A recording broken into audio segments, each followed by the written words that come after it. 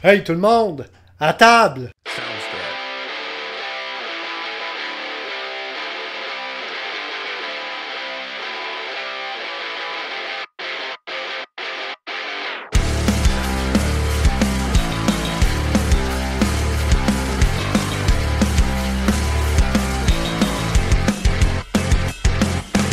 Bienvenue à table, un podcast où deux gars grisonnants jasent ludique en votre compagnie.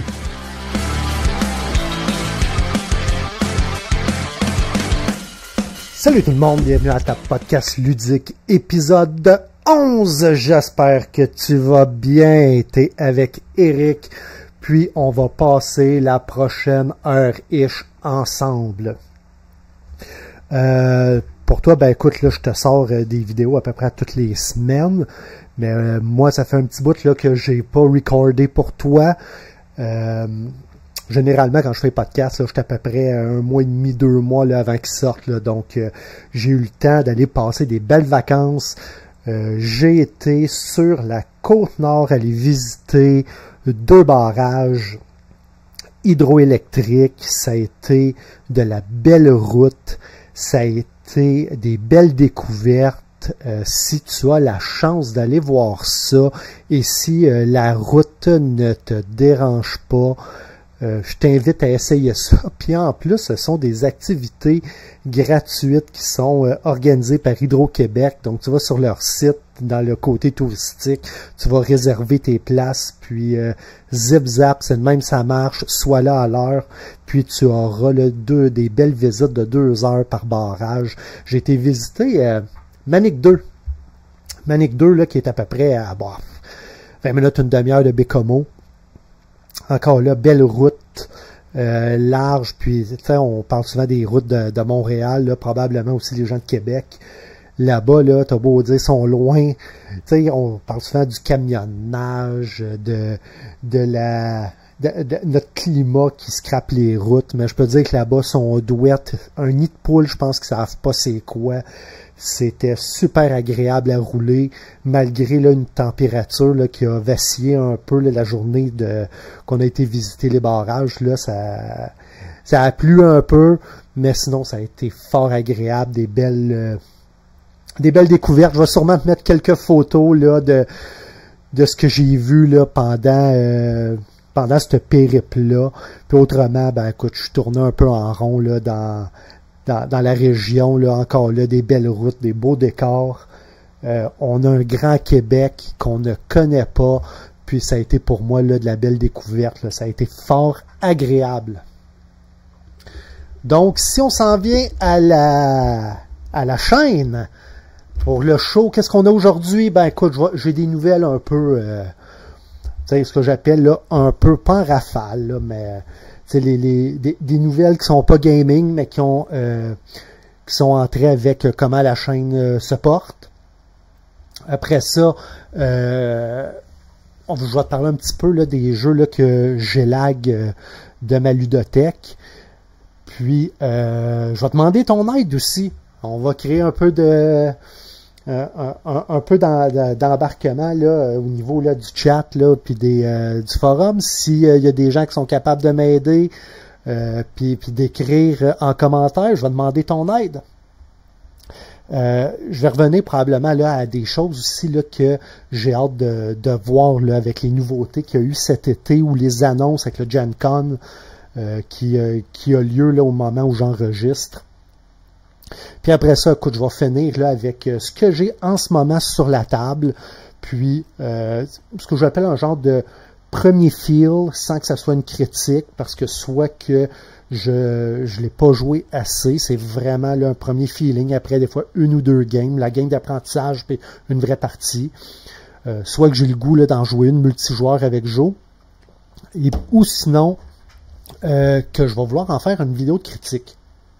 Juste pour te dire, là, quand même, là, on a des bonnes températures. Ça se peut que tu m'entendes boire là, à l'occasion pour m'hydrater, là, puis que je fasse pas comme dans certaines de mes vidéos où je finis au bout d'1 heure, là, puis que je parle comme ça.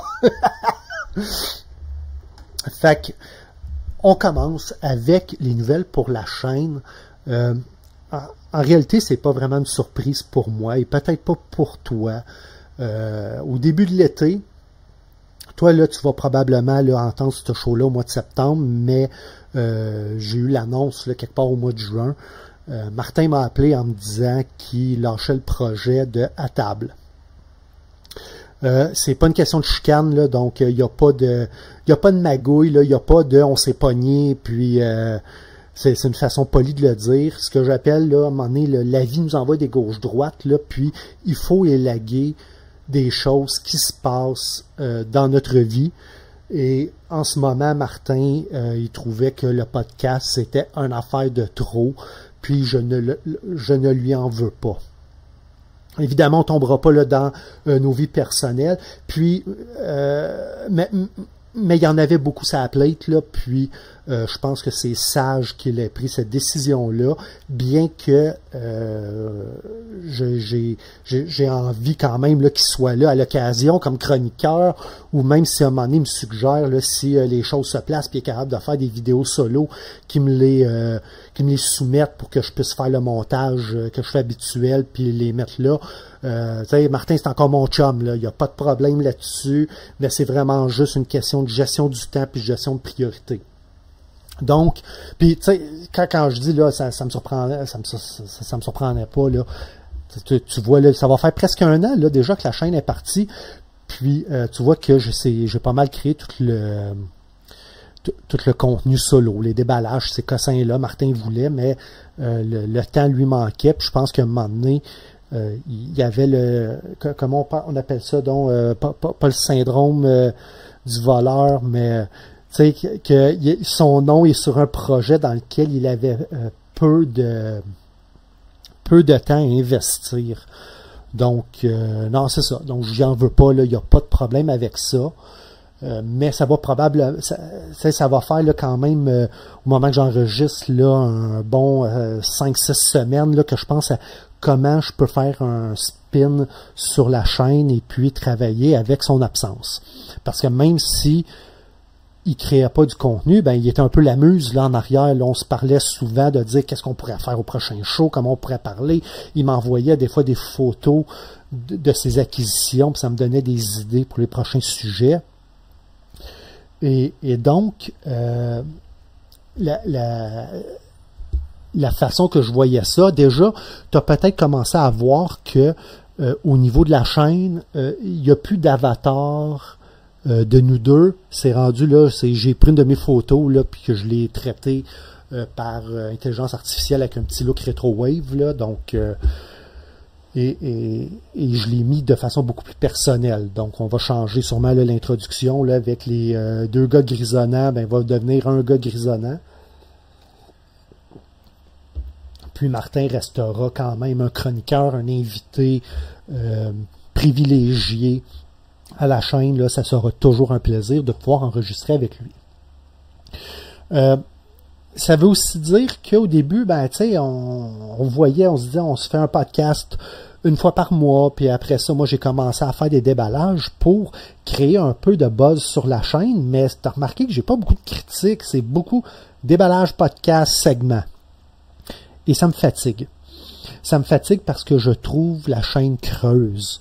Je trouve qu'on n'est pas très constructif. On a commencé ça, évidemment, comme tout le monde, avec des bonnes idées, mais qu'est-ce qui arrive, c'est que avec le temps du montage, de l'enregistrement et de la vie, là, tu sais, c'est le fun de gamer, là, mais autant lui que moi, là, on a d'autres priorités, on a d'autres choses, on a d'autres loisirs. Ben, j'avais de moins en moins le temps de gamer, qui fait en sorte que j'avais moins en moins de choses à dire sur la chaîne. Et ça crée un problème. Et aussi, un podcast à un moment donné, là, on disait au tout début, l'épisode 1, on se voyait ça 1 heure, 1 heure et demie, puis on était rendu à faire des shows de 2 heures et demie, 2h45. Ça, c'est super cool, mais ça attire pas tant. Si on avait le 1000, 2000 abonnés, ça serait pas pire. Mais je suis super content, là, on a atteint là, 50 abonnés. Je suis super content là, de ceux qui ont fait ça. Puis merci beaucoup parce que on n'a jamais voulu être dans les nouveautés. C'est sûr que si je me rendais à ma boutique ou si je trouvais un sponsor, puis on avait toujours les nouvelles nouveautés, sauf que rendu là, c'est plus du plaisir, c'est du travail. Puis nous, on a toujours voulu faire ça dans le plaisir parce que ça nous tente. On veut pas que le gaming devienne une deuxième job qui nous écœure. On veut continuer à découvrir les jeux, à les jouer, à les faire découvrir et à vous parler de nos découvertes, de notre point de vue. Donc, on va continuer là-dedans, mais par contre, ce qui risque d'arriver, c'est que je vais sûrement arrêter de faire des podcasts d'1 heure, 2 heures, presque 3 heures. Pour la simple raison que ça attire pas beaucoup de gens sur la chaîne et pas que je veux nécessairement la faire monétiser. C'est sûr que ça serait bien cool, là. Ça permet de payer pour du matériel de meilleure qualité pour faire les tapings. Ça permet de pouvoir financer l'achat de nouveaux, d'anciens jeux, là, sur des jeux usagés que j'ai le goût de découvrir et de vous faire découvrir. Mais des podcasts de 2 heures, 3 heures, l'effort de montage, d'enregistrement versus le payoff, il n'est pas tout là. Surtout qu'au niveau de l'analyse statistique, là, on commence à descendre un peu. C'est aussi que, mettons, si à un moment donné, je parlais de Amalfi. Amalfi, je faisais pas de critique parce que je savais que je te en parlais avec Martin. Fait que c'était là que je faisais un peu ma critique là, en mode discussion avec mon chum. Un peu difficile de glisser ça sur Board Game Geek, de créer une entrée sur YouTube avec review, Amalfi, revue, critique, whatever, et d'attirer des gens sur la chaîne. Donc, ce que je souhaite faire, c'est des chroniques ou des vidéos plus courtes, tu sais, des 15 minutes, 20 minutes, 25 minutes, avec des sujets peut-être plus ciblés, plus précis, qui, je l'espère, pourront aider à donner une forme à la chaîne et de créer peut-être un peu plus de buzz si ce que je dis, si mes opinions intéressent quelqu'un. Donc, ça, c'est quelque chose que j'ai envie. Donc, passer moins de temps à faire du montage, parce que la façon que ça se passait, grosso modo, c'est que quand on faisait un podcast de 2 heures, mettons, je le réécoutais au complet. Puis là, je faisais des montages photos, vidéos, avec ce qu'on disait. Donc, un show de 2 heures me prenait, mettons, 4 heures à monter, plus tout le côté de l'upload, puis après ça, remplir les tags, puis faire toute la patente. Si je fais des vidéos plus courtes, puis comme là, en ce moment, là, je suis en capture d'écran ici, ça fait en sorte que pour moi, ça me simplifie la vie beaucoup, donc je passe moins de temps à faire du montage, plus de temps à jouer, donc après ça, je peux t'amener du contenu qui, je l'espère, sera beaucoup plus pertinent pour une chaîne ou un podcast qui se veut ludique. Par contre, le côté, comme ce que je fais là, c'est j'ai une couple de cues là, à côté de moi, mais j'ai pas de script, là. Ça va être ad-lib. Pareil comme quand je faisais les critiques, là, je m'écris une couple de lignes là, pour dire c'est quoi les points importants que je veux pas échapper. Mais je pars à ad-lib, puis je te dis ce que j'ai à dire. Et si c'est trop long, trop court, trop de blabla, s'il te plaît, écris-moi là en commentaire. Comme ça me permettra, moi je peux partir puis jaser puis couper les moments où c'est peut-être du temps un peu plus perdu. C'est bien plus facile de couper que de remplir du vide ou de devoir allonger une vidéo puis de refaire des takes après ça. Où c'est que, oui, tu vas l'entendre, le son sera pas à la même hauteur parce que je capte pas sur la même machine et compagnie. Fait que, ouais, c'est ça. Moins de podcasts longs, plus de gaming. Ça risque aussi qu'il n'y aura plus une vidéo à tous les vendredis.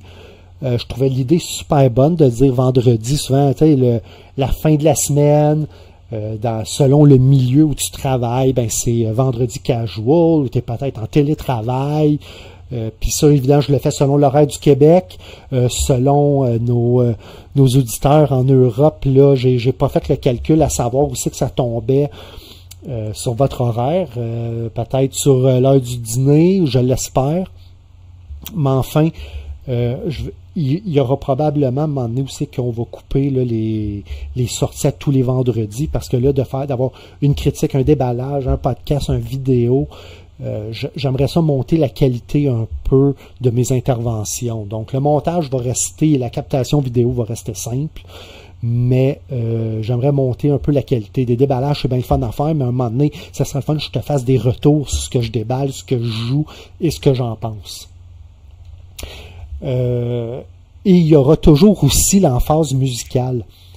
Il faut que tu saches que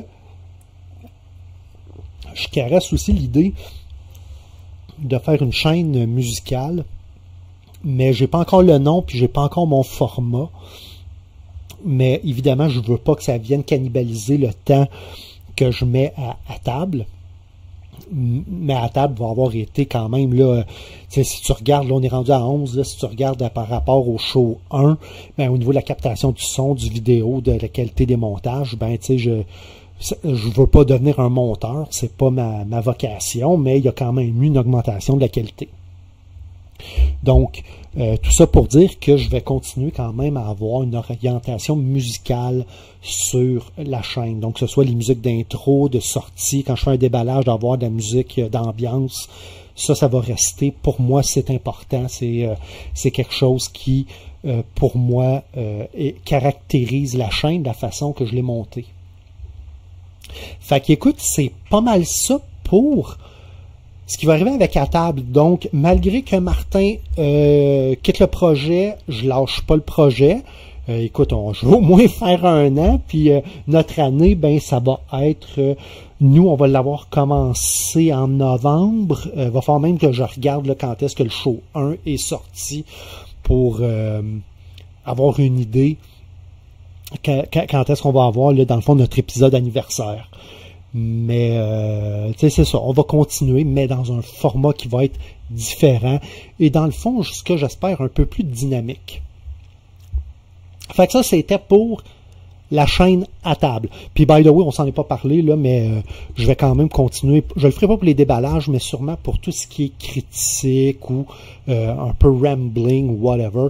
Je vais demander à Martin qui continue là, de maintenir la chaîne Spotify.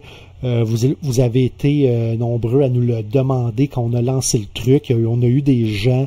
Puis là, tu sais, c'est pas une patente cheap là, parce que c'est mes amis, c'est les amis de Martin qui l'ont demandé, mais on a vraiment eu des gens qui nous ont dit c'est super intéressant le produit que vous faites, mais on aimerait mieux Spotify.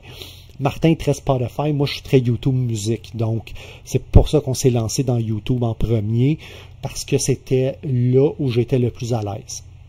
Mais je vais demander à Martin quand même de maintenir la chaîne Spotify. Puis si jamais il y a des problèmes avec ça, ben on pourra s'en parler dans une vidéo subséquent. Alors, c'était ça pas mal pour la chaîne et les nouveautés et disons les changements auxquels on peut s'attendre. Maintenant, j'avais le goût de jaser du ménage que je suis en train de faire. T'es pas sans savoir, puis attends un peu, là, on va regarder là, quand même si je fais à table podcast ludique et qu'on vient sur la chaîne. Si tu regardes là sur la chaîne, tu sais, ici Twilight Struggle, j'ai du GMT ici. On a Churchill qu'on a ici. On a, attends un petit peu, j'en avais un autre, je crois. Non, c'est vrai, je ne l'ai jamais déballé, Labyrinthe. Je ne l'ai jamais déballé, j'ai jamais déballé Labyrinthe. Par contre, je crois que c'était au show 4 où, non, vois-tu, ici c'est au show 6 où je t'ai parlé de Thunder Alley, où j'étais seul cette fois-là, donc je t'en ai parlé. Martin, ici au show 8, t'a parlé de Congress of Vienna. On avait un gros buzz de GMT. Le produit était différent par rapport au euro, par rapport à tout ce qu'on jouait, les coop et compagnie, bien que Martin a toujours préféré les jeux plus lourds que moi. Il y avait quelque chose d'intéressant. Puis en ce moment, je suis en train de faire un ménage de mon GMT. Qu'est-ce qui justifie ça? Si on regarde, attends un petit peu, je vais venir ici. En ce moment, j'en ai 3 à vendre. J'ai Prime Minister. Prime Minister, vois-tu, je l'ai mis à 6. Je pense que je ne l'ai jamais vraiment gratté jusqu'au fond.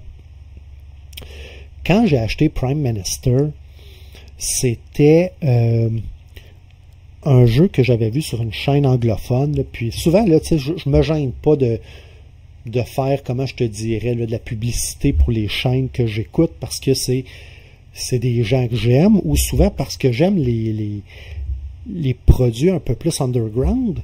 Ben, c'est souvent des créateurs de contenu underground. Donc, ça me fait plaisir que de leur faire de la publicité. Puis j'appelle ça à un moment donné, c'est le principe du gratte-moi le dos, je te gratte le tien. Un jour, quelqu'un viendra probablement gratter mon dos si je reste pertinent dans le domaine.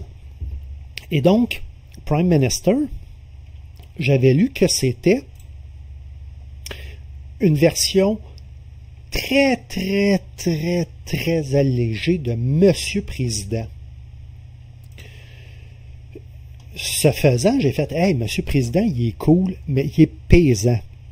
Il est super là. » Écoute, quand on trouve la boîte, là, c'est un monstre. C'est vraiment cool à regarder, mais tu sais, dans toute honnêteté, là, j'ai jamais joué un an de Mr. President parce que j'ai pas l'espace pour pouvoir le laisser tabler. Je me demande si on s'en est pas parlé déjà dans un autre podcast. Mais ce qui arrive, c'est que moi, j'habite dans un condo, là, donc un 4,5. Je ne sais pas comment. Je sais que pour certains de nos auditeurs européens, là, la façon qu'on a de nommer nos appartements est différente de vous en Europe. Là. Nous, un 4,5, ça veut dire généralement un 4 pièces et une salle de bain. Donc, tous nos espaces sont et demi. Pour séparer les logements qui, à une certaine époque très lointaine, avaient une salle de bain commune dans un bloc appartement. Donc, si tu avais un 4 pièces, ben, la salle de bain, ça veut dire qu'elle était partagée. 4,5, c'était la salle de bain. Donc, j'ai l'équivalent de 2 chambres. Donc, j'ai un bureau, ma chambre, un salon, puis un salle à manger cuisine. Fait que mettre une table là-dedans pour avoir un jeu en permanence pour pouvoir jouer, plus quand je fais à table, là, quand j'enregistre ça, ben je suis dans ma cuisine. Fait que si je suis en train de jouer à quelque chose, ramasse le jeu, installe le grabat pour faire le podcast, le micro, tous les cossins, les caméras, on filme, ramasse la cochonnerie, puis là, souvent le jeu, ben fuck off, il est serré. Moi, je vois d'autres choses. Fait qu'un jeu comme Monsieur Président qui demande de l'installer, puis ça s'appelle Touche-y pas. J'ai pas le temps d'y revenir, bien qu'il est encore dans ma ludothèque. J'ai pas encore décidé de le vendre. Ça va peut-être arriver quand l'édition 2 va sortir, là, c'est à voir. Mais tout ça pour dire, ce grand détour-là, pour dire que Prime Minister était censé d'être le jeu politique, rapide, puis en plus, c'est basé sur le système anglais, donc, qui est beaucoup plus proche du système canadien qu'on a ici au Québec. Ce faisant, j'ai été chercher ça. Donc, si tu veux voir de quoi ça a l'air ici, là, le board ici, l'ont mis à l'envers. Je vais essayer de t'en trouver un avec le board à l'endroit. Et voilà. Donc, grosso modo, qu'est-ce qui arrive dans ce jeu-là? La personne qui est premier ministre devra... un tour, là, grosso modo, la façon que ça se passe, c'est que tout le monde... ça joue à 4 joueurs maximum. Il y aura le premier ministre, ce qu'il appelle son backbencher. Donc, dans le jargon local, on appellera ça, mettons, un député. Il y a le chef de l'opposition et il y aura le député là, du chef de l'opposition. Donc, c'est un jeu qui est semi-coop et à dimension variable parce que quand des lois vont passer, quand des points seront faits sur des lois à adopter qui peuvent favoriser les deux parties, tout le monde va faire des points. Donc, dans ce cas-ci, c'est les conservateurs contre les libéraux. Tout le monde va faire des points. Mais à un moment donné, le parti d'opposition devra commencer à forcer à aller chercher les élections. Donc, il y a le jeu entre les deux partis. Mais il y a aussi le fait que les backbenchers ont la volonté d'un jour eux-mêmes devenir premier ministre, qui fait en sorte que c'est un jeu de, tu sais qu'on dit un semi-coop avec, comment on appelle ça, donc des mécanismes de, ah mon Dieu, je vais sûrement te l'écrire là, comme terme, mécanisme de traître. Ben, là, tu as le coop, semi-coop, parce que essentiellement, les deux parties vont vouloir faire des points ensemble jusqu'à temps qu'à un moment donné, tu arrives à un trigger, mettons à 70 points, où, exemple, l'opposition va essayer de profiter d'une faiblesse en chambre du parti au pouvoir pour pouvoir prendre le pouvoir et finir de scorer. Le gagnant de la partie sur les 4 joueurs est le joueur qui fait 100 points et qui est premier ministre. Donc, tu peux arriver à 100 points, mais si tu n'es pas premier ministre, tu ne gagnes pas. Il faut que tu ailles chercher la place de premier ministre. Je trouvais l'idée extraordinaire. Et il y a un mode solo qui est vraiment pas dégueulasse, là. C'est le Clockwork Opponent, là, ou quelque chose comme ça, avec des decks dédiés et la qualité GMT qu'on connaît. Donc les cartes, le board est petit, c'est un 4-fold au lieu d'être un 6. Ici, c'est des tables d'électorat à venir. Donc, exemple, les conservateurs, les libéraux. Attends un petit peu, regarde, on va aller voir.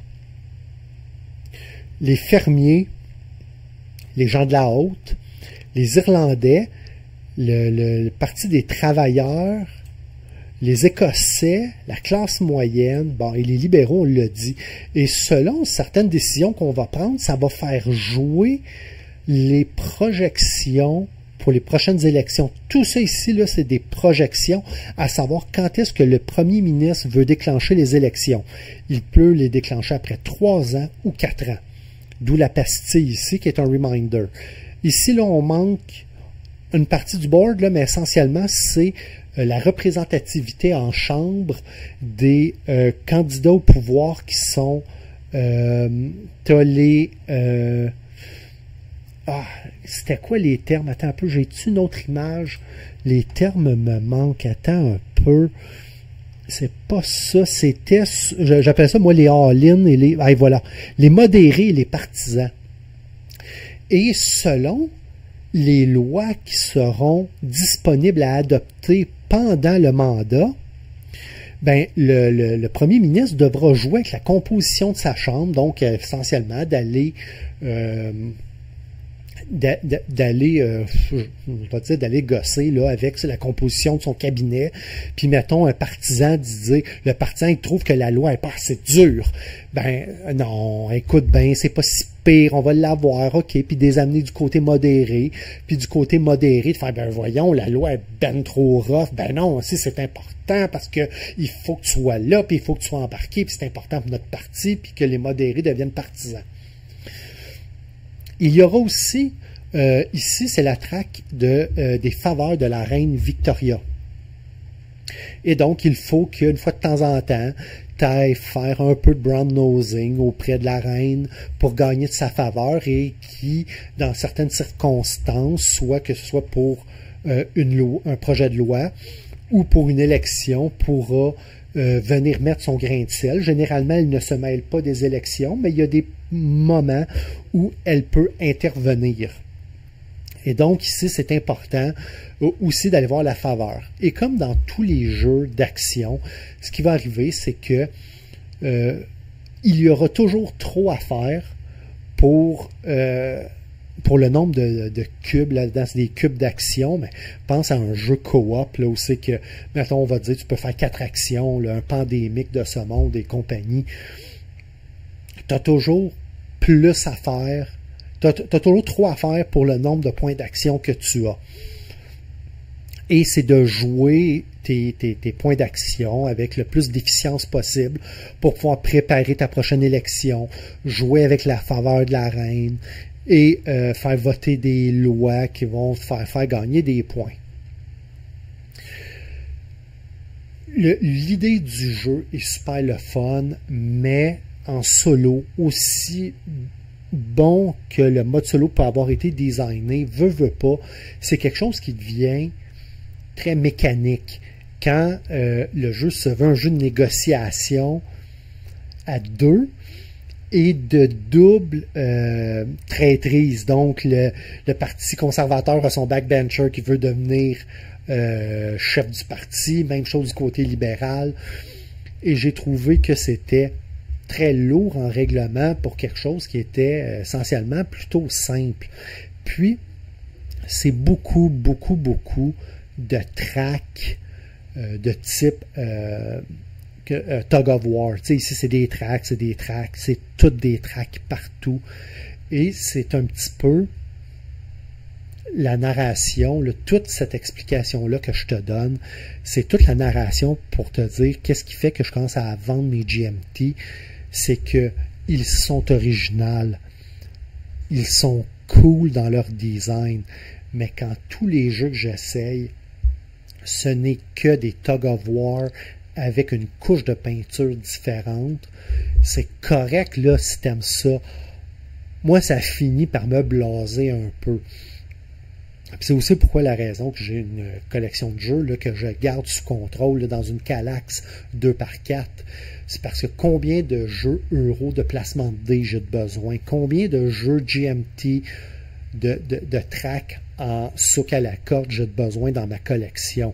Moi, si j'en ai un ou deux qui se jouent bien solo, puis qui n'est pas trop lourd en règlement, si je le ressors dans 6 mois, 1 an, puis que j'ai pas besoin de me retaper un Tage d'une veillée, ben je l'ai, là, j'ai pas besoin. Puis un jour, ben je vais en trouver un avec un thème qui va être plus moderne ou des mécanismes plus récents.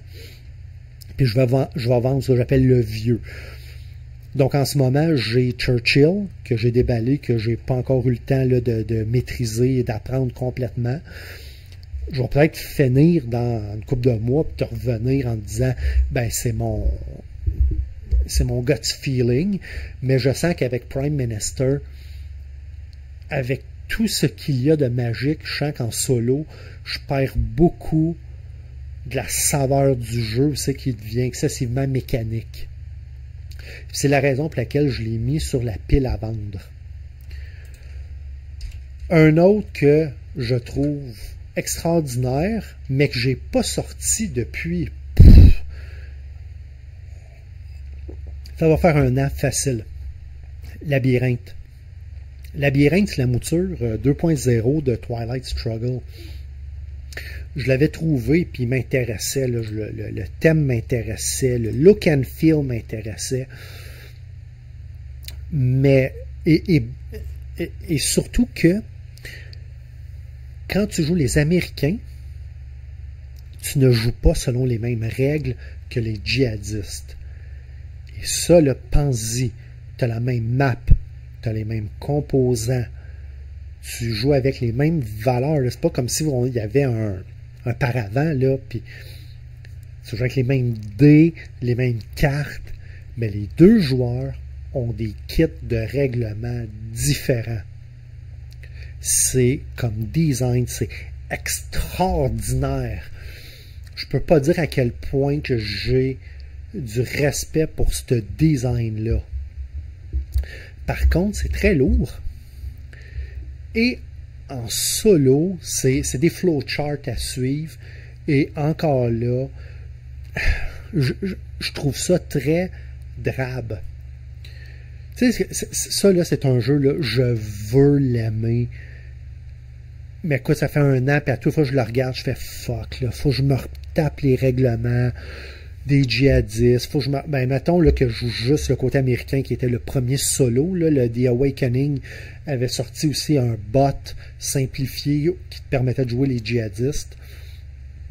Mais sinon, là, tu es obligé de jouer les Américains, fair enough.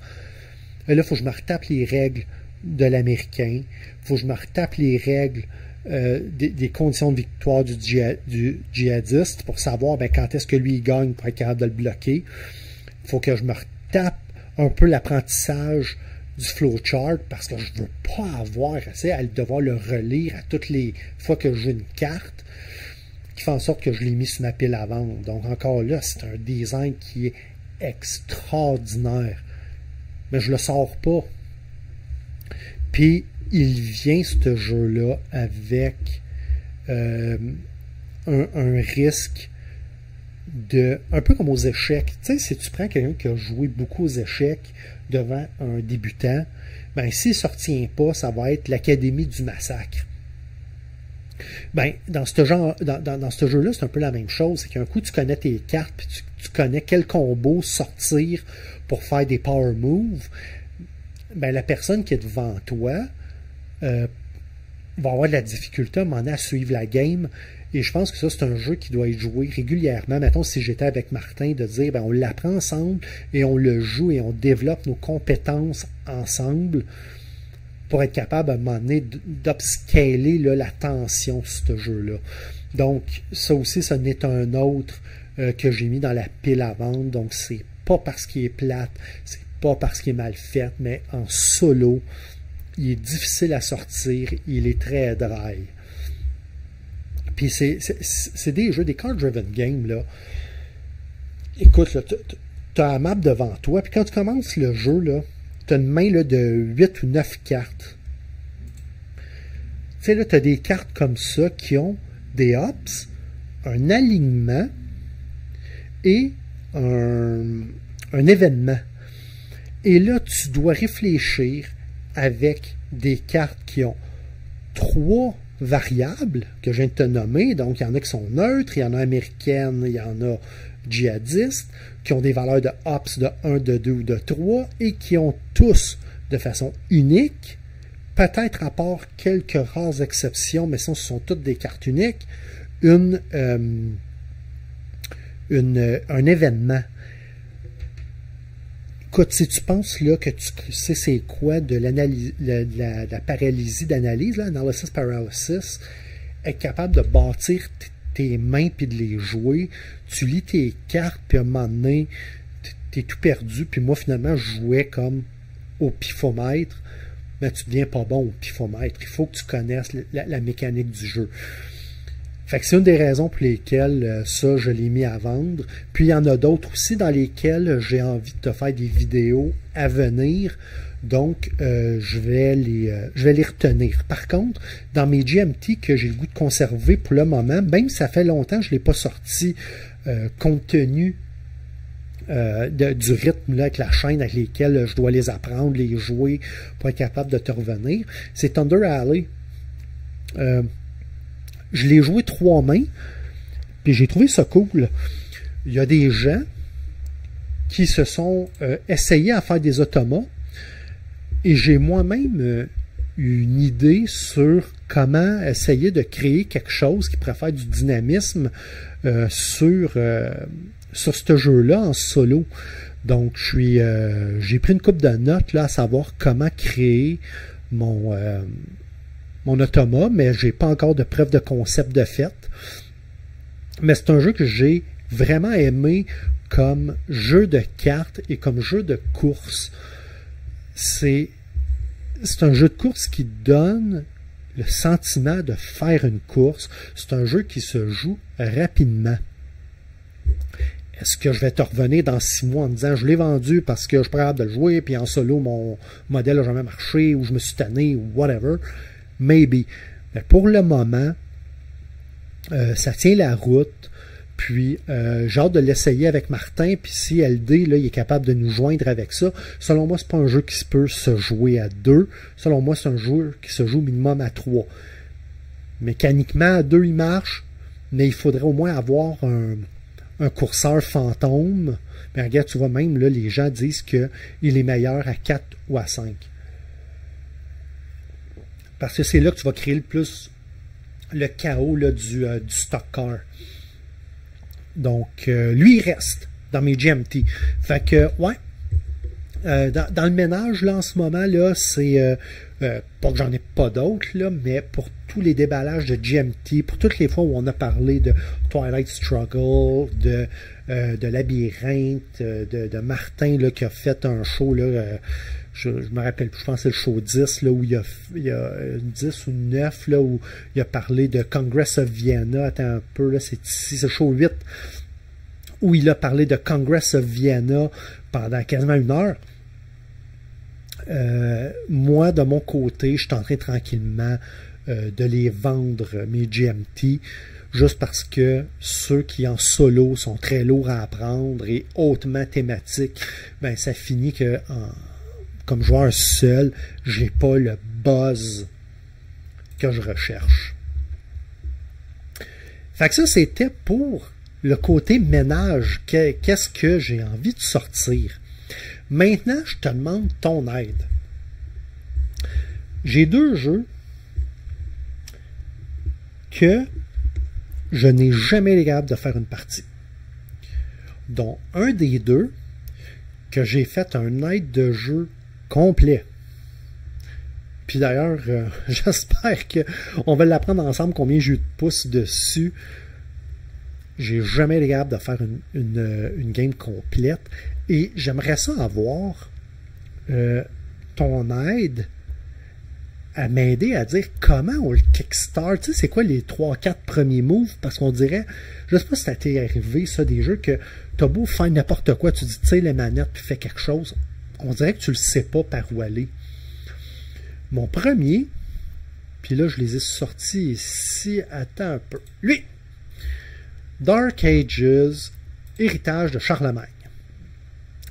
Ça, c'est une production Boards and Dice. Boards and Dice qui ont fait Nucleum, la série Hantée et compagnie. C'est un jeu de Adam Kwapinski. Adam Kwapinski, là, c'est Nemesis. C'est quoi l'autre gros jeu, le thématique? Frostpunk. Puis Andrei Novak, c'est le... Je crois là que c'est un des gars derrière Boards and Dice. Puis ils avaient fait un méga Kickstarter là, où tu en avais 2 Dark Ages, un qui était avec l'Europe de l'Est, l'autre l'Europe de l'Ouest. Et tu pouvais acheter les 2 boards, les coller ensemble, puis là tu pouvais faire des parties jusqu'à 8 personnes. Un monstre. C'est un clisse de beaux produits. Un coup qui est mis sur la table, là, c'est vraiment wow. T'as des figurines, t'as un board personnel, faut que tu construises ta capitale. Puis il y a quelque chose de très 4X, dude on a map, d'exploration, d'exploiter. T'as un arbre technologique que tu peux développer. Il est très beau, avec un nombre d'actions quand même assez minimal. Attends un peu, on l'a-tu ici l'image? Une autre, ça ici, ça a l'air d'être un peu 1 joueur, 2 joueurs, 3 joueurs, peut-être 4 joueurs. Peux-tu avoir un zoom ici? Ah ouais. Grosso modo, la façon que ça marche, c'est que tu mets ici, là, tu randomises tes 5 actions principales.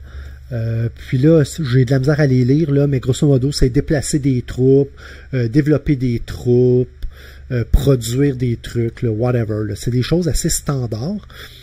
Mais quand tu as stacké 3, ici, on appelle ça des disques de noblesse, celui qui est en dessous a la possibilité de glisser son disque sur une action de réaction. Et c'est pour ça que les cartes ici peuvent être mélangées, parce que les actions de réaction, elles, sont imprimées sur le board. Donc, exemple ici, ben, il pourrait dire, ben, je veux recruter. Donc, lui, il va glisser son pion ici, il va faire une action de recrutement, puis il va se créer, mettons, une nouvelle troupe de type chevalier. Tu as un combat, quand tu as un affrontement, tu as un combat en 3 phases. Ça commence avec tes archers. Ensuite, tu as la cavalerie qui va intervenir. Et ensuite, tu auras les combats nez à nez. Et les 3 sont représentés avec 3 couleurs de dés, chacune qui représente ici le type d'armée. Donc, mettons, si je dis, bon, ben, j'ai 2 archers, un cavalier, puis 2 soldats, ben, je vais prendre le nombre de dés qui correspond à mon nombre de figurines, je lance ça, puis après ça, c'est des face-à-face qui fait penser peut-être un petit peu à Dwelling of Eldervale. Oublie ici là, le D12 ou le D20, là, ça c'est pour le mode solo. Mais tu vois ici, il y a du vert, du rouge et du bleu. Tu as les cartes ici à acheter, les cartes de culture. Elles sont dans des formats différents. Tu regardes ici, quand tu l'achètes, ben, tu peux la mettre du côté, développer tes armées de terre, donc tes soldats ou tes archers. Ou sinon, tu peux aller chercher d'autres types de cartes qui, après ça, eux autres, à mesure que tu vas les toquer en dessous de ton board, elles vont se développer. Ça va correspondre au développement de ta culture. Ça vient, je pense, il y a 11 modules là-dedans que tu peux ne pas mettre du tout ou mettre en entier. Regarde la carte, là, tu sais, c'est... Puis le mode solo, il est fait par, je vais dire David Turczi, mais en fait, c'est David Turczi and Friend, là, parce que je pense pas que c'est lui, il est arrivé avec l'idée sommaire, mais je pense que c'est ses collaborateurs proches qui sont arrivés avec son idée de base. Puis le mode solo te permet de jouer avec plus de composants sur le board, tandis que quand tu joues à 2, tu as accès peut-être juste à 3 territoires, les territoires qui sont ou provinces, eux autres qui appelleront ça par couleur, alors que tu joues avec plus de provinces quand tu joues en solo. Donc tout ce qui est là est extraordinaire. J'ai réussi à un moment donné, puis la façon dont je fonctionne, je lis le livre, là, puis à un moment donné, j'ai créé ma première version. Attends un peu, j'ai juste eu un pouce, j'ai quand même eu 60 downloads, probablement qui est encore pas assez clair. Vois-tu, écoute, c'est 11 pages au total. Donc la façon que je monte mon setup, les composants nécessaires. Ensuite, ça ici, c'est des cartes à imprimer pour se rappeler un petit peu c'est quoi le flow de la game en solo. Avec les cutting lines, si tu as vu mon vidéo sur comment faire des cartes en PNP, ça ici, ça ne devrait pas te surprendre. Puis là, ici, là, les concepts généraux, les actions principales, les actions gratuites, les actions de réaction, les 12 étapes quand tu dis « je passe », comment régler une bataille contre les barbares, contre un opposant. Puis, gars, vois-tu, là, ici, là, c'est ce bout-là et ce bout-là. L'aide du jeu du joueur solo. Je suis pas capable de jouer une game. C'est moi qui ai fait l'aide de jeu. Je suis pas capable de jouer une game. J'ai de la misère à savoir par où commencer. Tu sais, je crée des cossins, j'essaie d'aller voir, je perds tous mes combats, mon armée n'est pas capable de s'étendre. Puis j'ai le goût de le jouer, là, je le trouve écœurant, il est super le fun, il est thématique, il est beau, il y a tout ce qu'il faut pour que ça marche. Je suis pas capable de faire une coupe de tour pour me partir ce que les gens appelleront là, son moteur d'engin, son engine building. Regarde-moi ça, toi, comment que c'est super hot.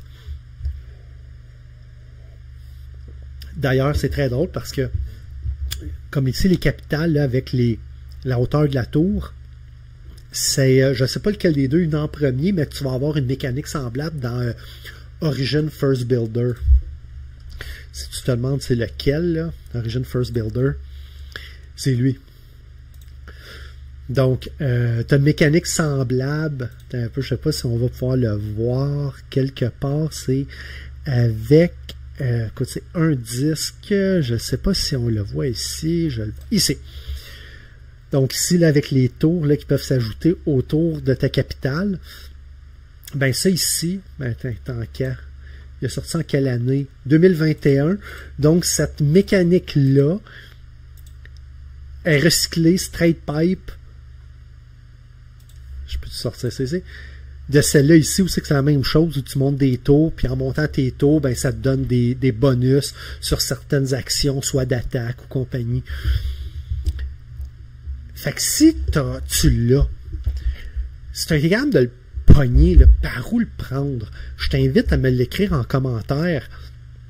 Par où tu as commencé, ça serait quoi, là, mettons, là, ta stratégie pour un débutant, mettons, là, les 3 premiers tours, là, ou tes 3 premières actions, ou mettons les 5, c'est quoi tes 5 premières actions que tu prends là, parce que tu as 5 disques de noblesse pour kickstarter ta game.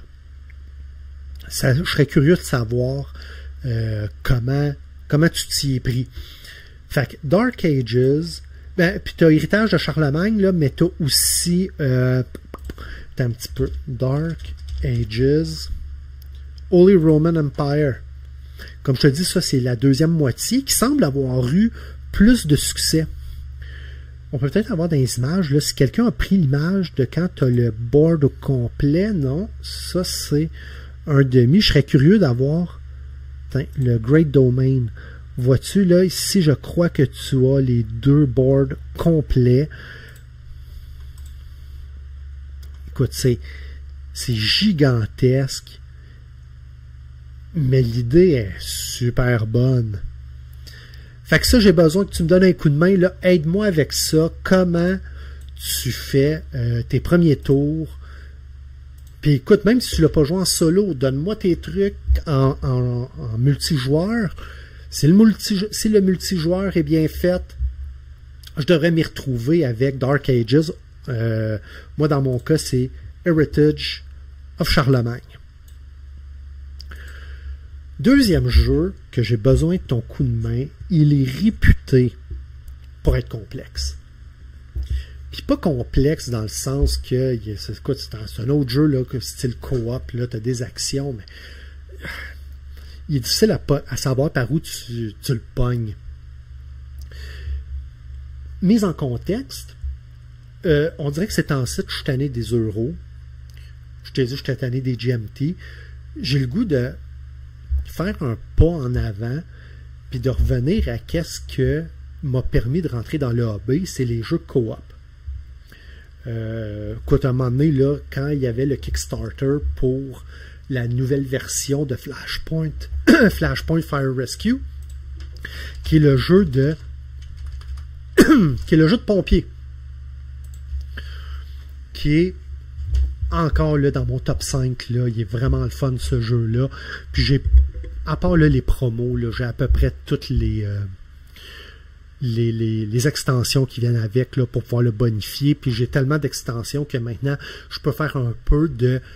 Je peux modifier le système pour qu'il corresponde à ce que j'aime. Donc, soit en complexifiant des parties, en simplifiant des parties.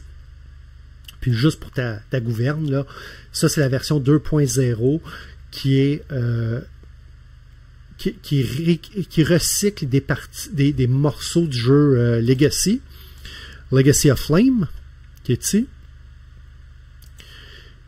et qui va, exemple, là, tu vas avoir des personnages, mais dans lesquels tu vas pouvoir, il n'y a pas d'image dessus, on le voyait sur le Kickstarter, donc tu vas pouvoir modifier certains de tes personnages ou dire, ben, je veux que mon personnage ait telle caractéristique et telle caractéristique.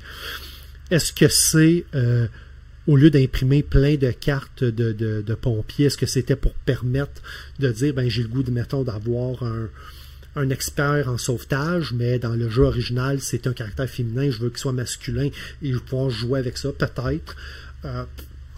Who cares pour moi, là, dans mon cas.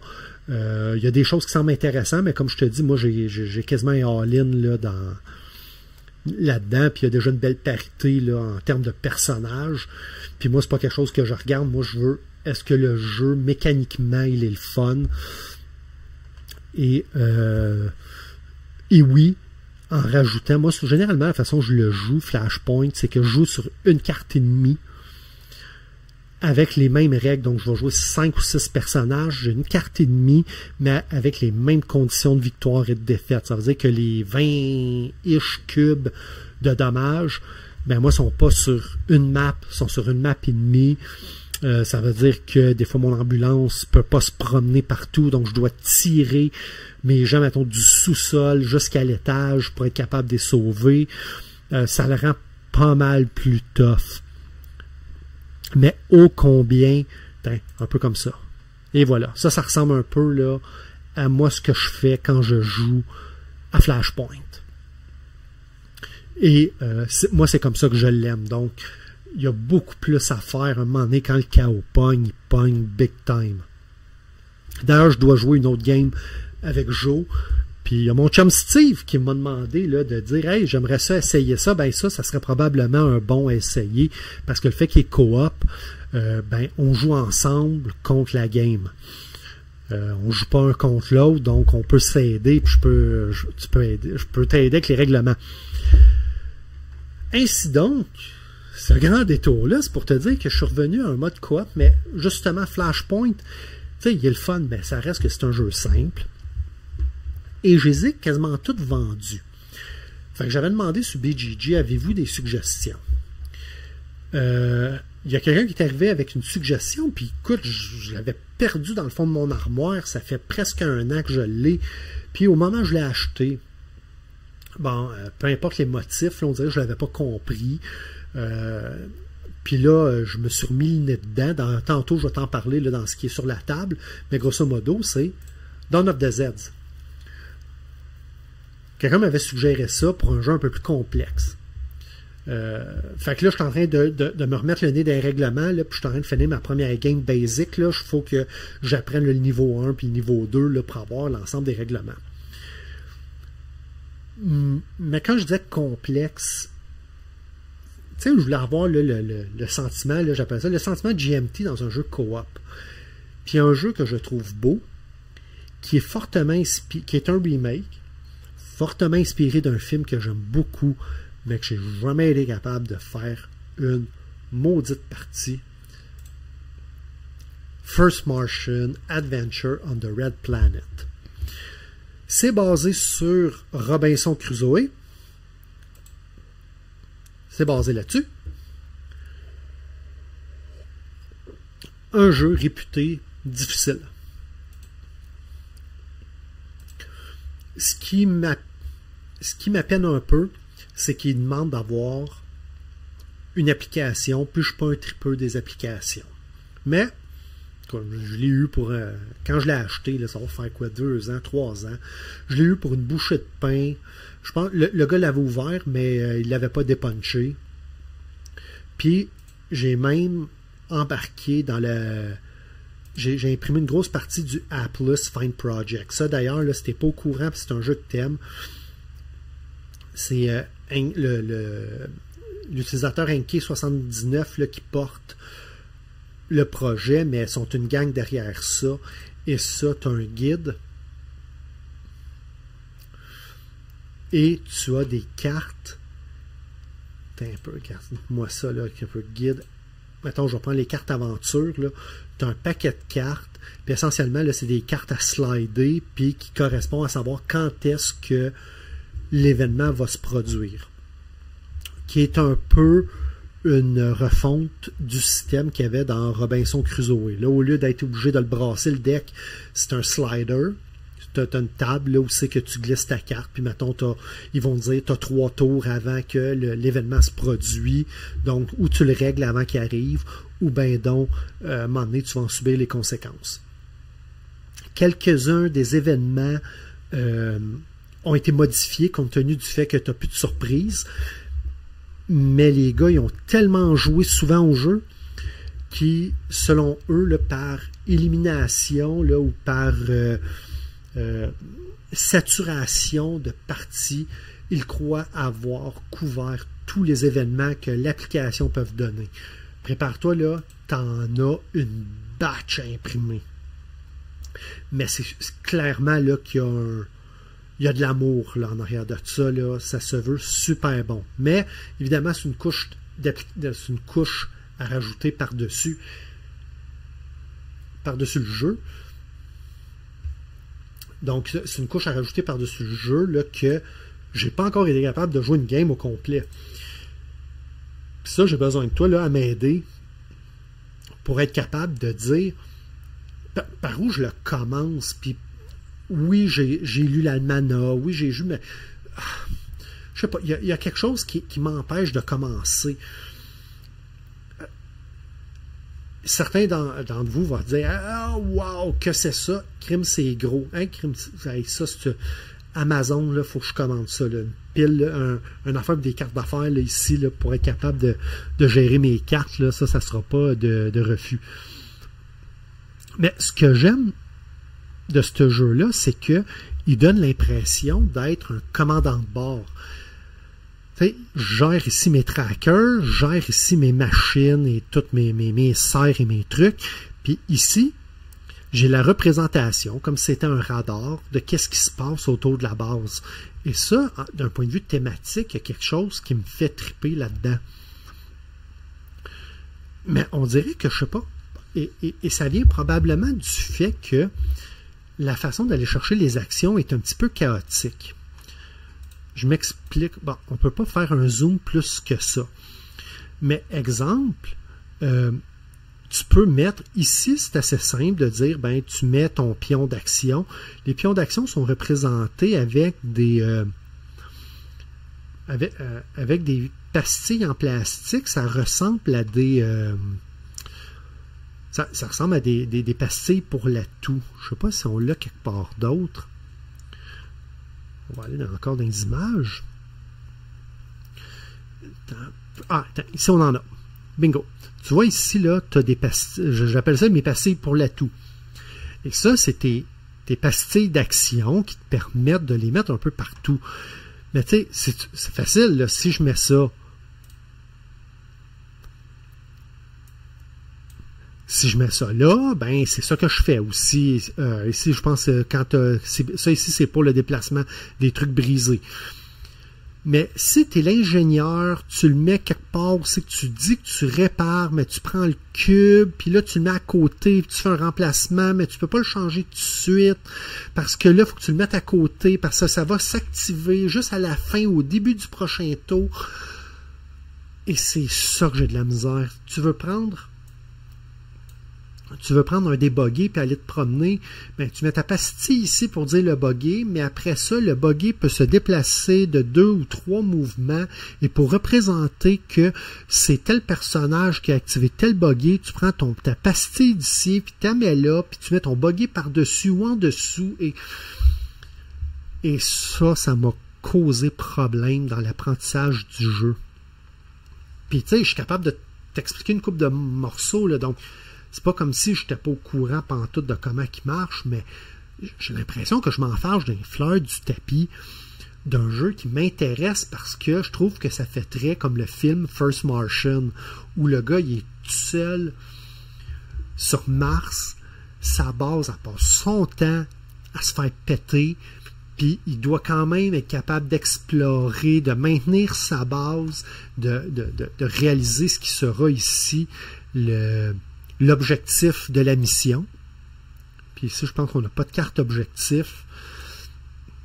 Mais enfin, donc, ça, ce n'est un jeu que j'ai envie d'aimer, que j'ai envie de découvrir, mais j'ai besoin probablement d'un de vous autres qui va me dire, ben regarde, là, voici un coup que tu as passé à travers l'Almanach, un coup que tu as passé à travers les instructions. Casse-toi pas le bicycle, là, voici là, les 2-3 premiers moves, là, ou prends telle mission, commence avec celle-là, parce que celle qui t'est suggérée au début, c'est pas la bonne. Pars avec celle-là, puis là, tu devrais y voir plus clair. Fait que ça, c'est mon deuxième jeu que je te demande de l'aide. First Martian, aventure sur la planète rouge. C'est ça. Donc, j'ai besoin de toi pour passer parce que je veux l'essayer. Si après ça, je le trouve pas bon, ben, je dirais que je ne l'ai pas aimé, mais au moins, je vais y avoir donné une chance honnête de pouvoir répondre à mon besoin d'un jeu coop plus complexe. Fait que ça, c'était pour les deux jeux auxquels j'ai besoin d'aide parce que je réussis pas, là, je me résous pas à les vendre. Je pense que ça va être le moment là, d'aller à la petite pause musicale. Là, donc, le truc, là, les likes, les ci, les ça, avec Roddy Piper là, qui enlève ses lunettes pour voir la vérité. Puis on se revoit de l'autre bord là, pour les choses que j'ai hâte de voir en action.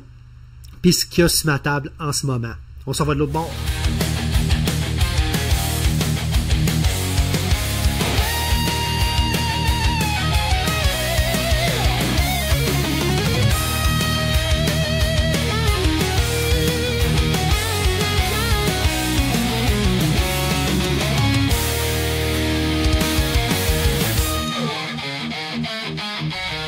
On revient de la pause, donc merci à ceux qui s'abonnent, merci à ceux qui créent de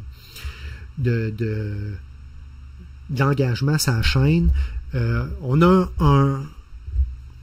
un membre qui m'avait dit là, dans le temps pour la crypte de la créature, qui disait quand est-ce que tu vas nous faire un playthrough, parce que je disais que c'était très simple, très famille.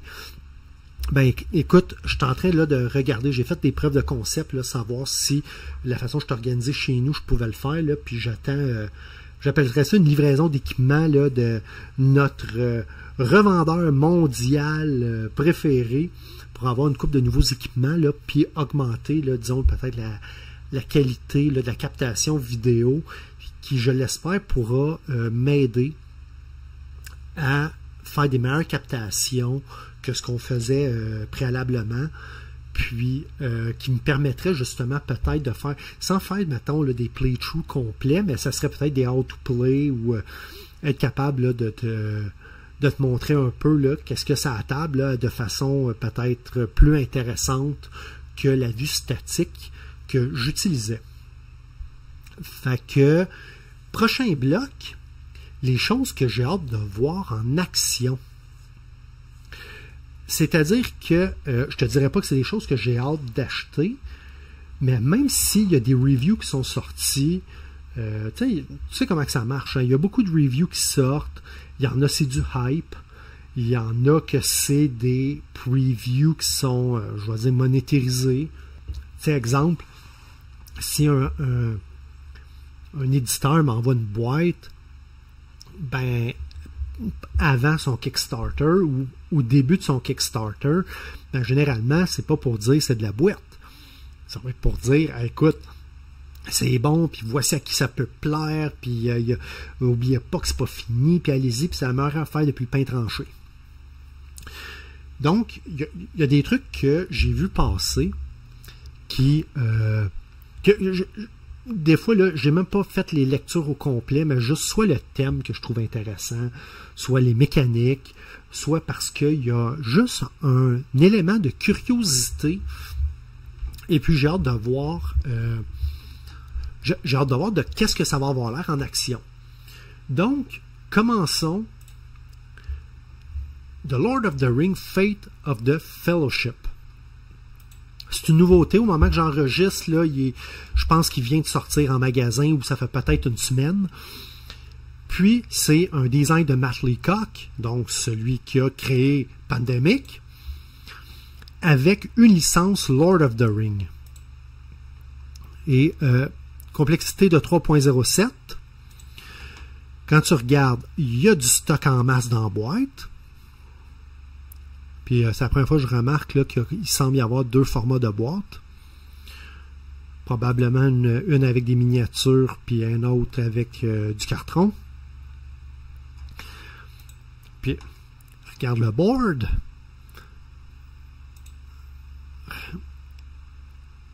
Je trouve que ça a l'air... Tu sais, je viens de te dire, là, je suis intéressé à avoir des co-op. Puis là, je file pour un co-op un peu plus crunchy. Je trouve que celui-là a l'air de remplir ce mandat-là. Le problème, c'est que je ne trippe pas sa licence Lord of the Ring. Bon, ici, c'est les prototypes. Hein, pour ceux là, qui ont le goût d'essayer de faire du prototypage, là, yeah, c'est pogne-toi une feuille de papier là, ou va au magasin du dollar le plus proche. Là, ils vendent des fois là, des tableaux blancs. Pogne-toi une coupe de feutre non permanent.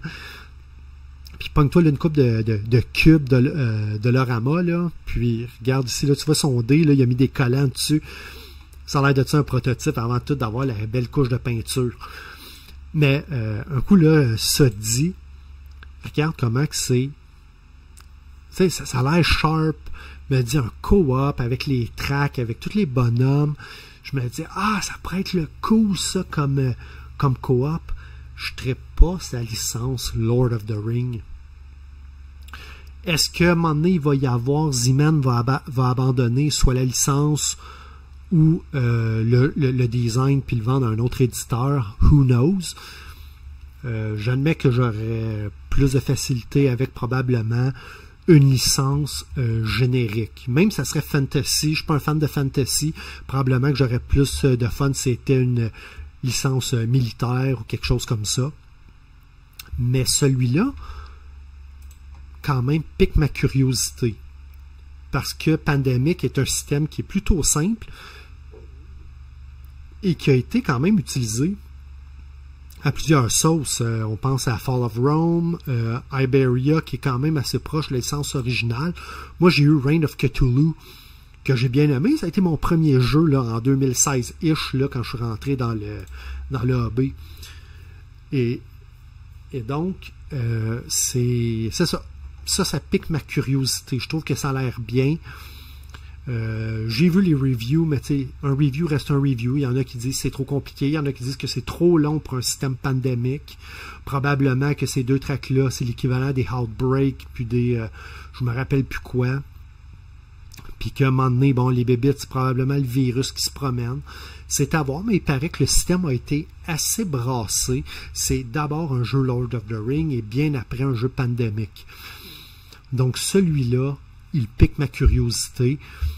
J'ai bien hâte là, de le voir en action. Là, probablement qu'à un moment donné, soit que je vais pouvoir l'essayer ou que d'ici peut-être un an, là, je vais en avoir une version usagée là, qui va me permettre de pouvoir me faire les dents dessus. Un coup que le hype va baisser, un coup que tout le monde va arrêter de dire là, que c'est la meilleure affaire depuis le pain tranché, je vais pouvoir me planter les dents dans celui-là.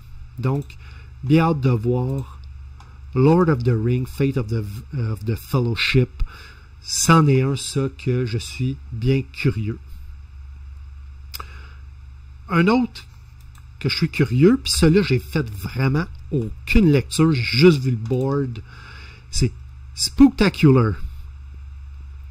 Tout ce que je sais, c'est qu'on joue des fantômes qui doivent effrayer du monde. Je sais même pas si c'est dans un cinéma ou dans un manoir.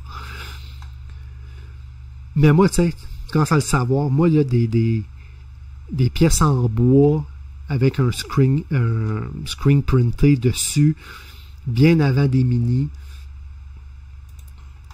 C'est avec le côté un peu pulp, film d'horreur. Ça, tu viens piquer ma curiosité sur le thème. Et c'est juste ça, écoute, je sais même pas c'est quoi 2.22 à date, pas très compliqué, c'est quoi les mécanismes qui sont dedans? Vois-tu, solitaire, solo, set collection, fait que c'est-tu un autre pandémique? J'en ai aucune idée, mais celui-là, j'ai hâte de le voir parce que j'aime le thème, tu sais, vois-tu, du rock, des meeples, un cinéma ou un manoir hanté, des pouvoirs asymétriques. Il y a quelque chose là-dessus qui m'interpelle. J'aimerais ça pouvoir t'en dire plus. Quand j'ai vu l'image ce matin, je l'ai rajouté dans les wishlists I think about it. J'ai juste hâte de voir de quoi que ça va avoir l'air. Ça va peut-être être un pétard mouillé. Who knows? Un autre qui pique ma curiosité, puis ça, c'est la grosse sortie en ce moment. Vintage. J'ai ma relation amour-haine avec les produits de Stonemaier Game. Par où commencer? J'en ai eu plusieurs. Allons voir c'est quoi là, les produits, mettons, de Stonemaier Game. On peut peut-être aller voir rapidement Stonemaier Game.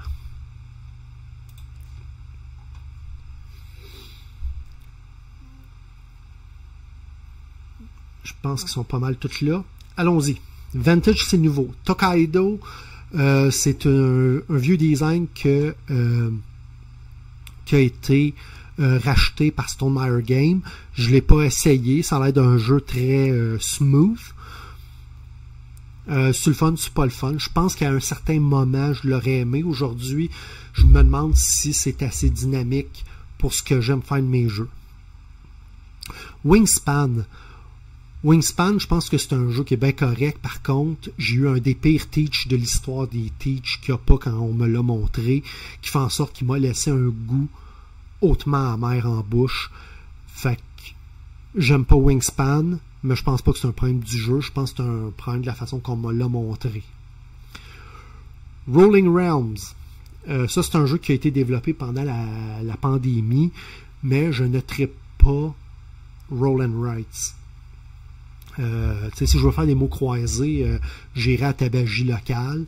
Moi, c'est pas quelque chose qui m'interpelle. Puis même pour les gros jeux Roll and Writes, c'était quoi là, le mur d'Adrien, puis là je pense qu'il y a The Anarchy ou The Anarchist, quelque chose de même qui est sorti. Kudos sur les designs. C'est bien correct.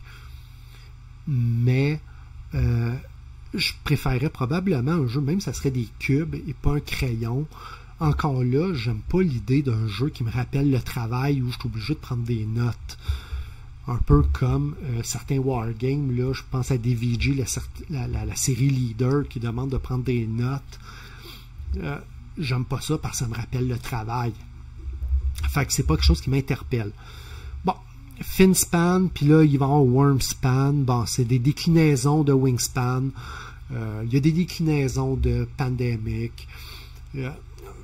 Je pense que comme tout le monde, quand je vois un nouveau jeu qui est un jeu de mots sur Wingspan, je pense que je lève mes yeux au ciel juste parce que il y a quelque chose de terriblement kitsch de faire un jeu sur un mauvais jeu de mots. Mais rendu là, si le jeu il est bon, bah, tu sais, à quoi bon résister? Comme Wingspan, je le réessayerais. Probablement, j'essayerais les deux déclinaisons. Mais comme je dis, à cause que j'ai eu un mauvais teach, le goût en bouche est difficile à enlever. J'ai eu Expédition et j'ai trouvé ça terriblement plat. Très grosse production. La boîte est plus grosse qu'un Lacerda. Pas grand chose, mais plus grosse. Avec des trous vides pour mettre des expansions qui, on sait, inévitablement vont sortir. Là, il y en a eu un, c'est Corruption, je sais pas quoi. Puis je me demande si les expansions avec les nouvelles figurines sont sorties. Je me souviens pas. Mais on le sait que ça va venir si c'est pas déjà fait. J'ai trouvé ça plat. Puis Expédition, j'en ai sûrement déjà parlé dans une autre vidéo. Je trouve que c'est du potentiel échappé.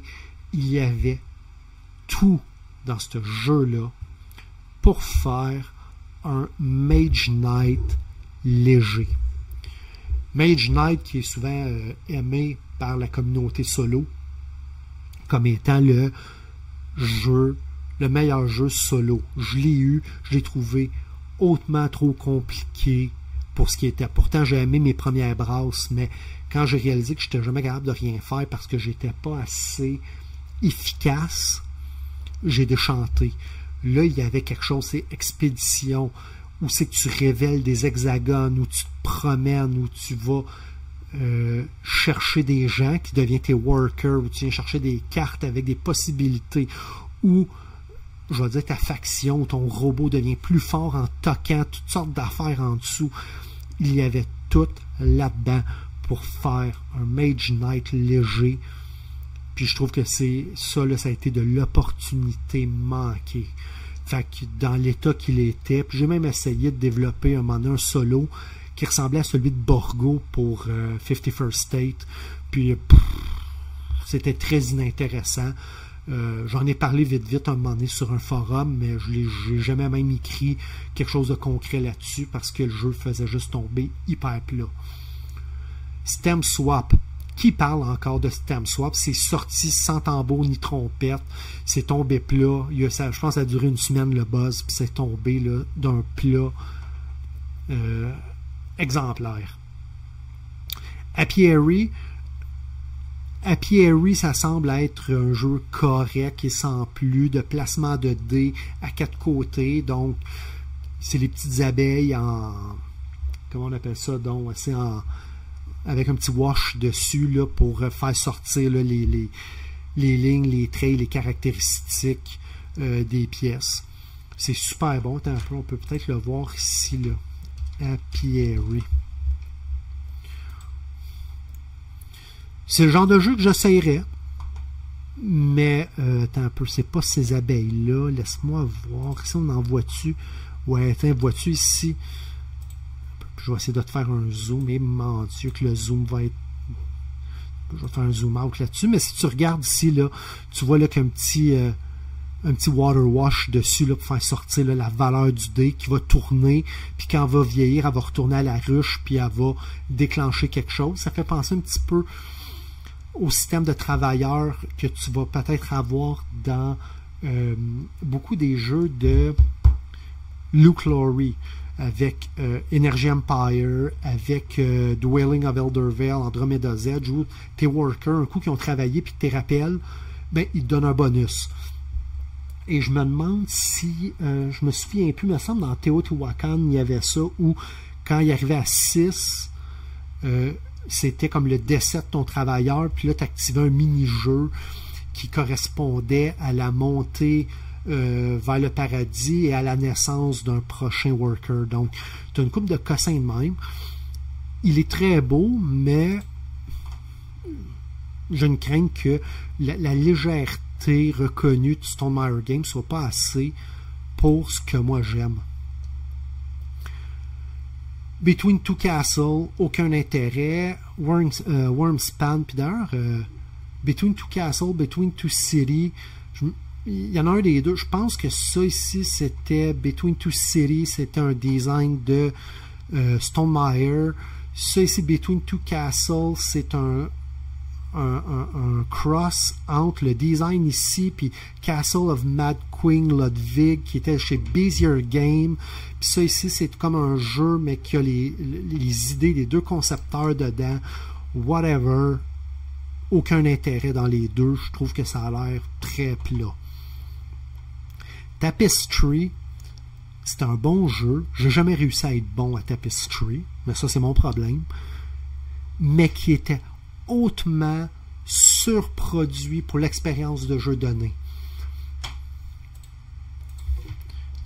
Tapestry. Image. Les cartes, c'était pas pire. Je trouve que pour un jeu qui s'appelle Tapestry, puis que le fait qu'on en utilisait généralement juste 3 par partie, je trouve qu'il y avait de quoi là-dessus qui était très plat. Les cartes auraient dû avoir beaucoup plus de fonctions, soit de les discarter pour des nouvelles ressources. Ou le jeu, là, la main de carte de Tapestry aurait dû être plus forte.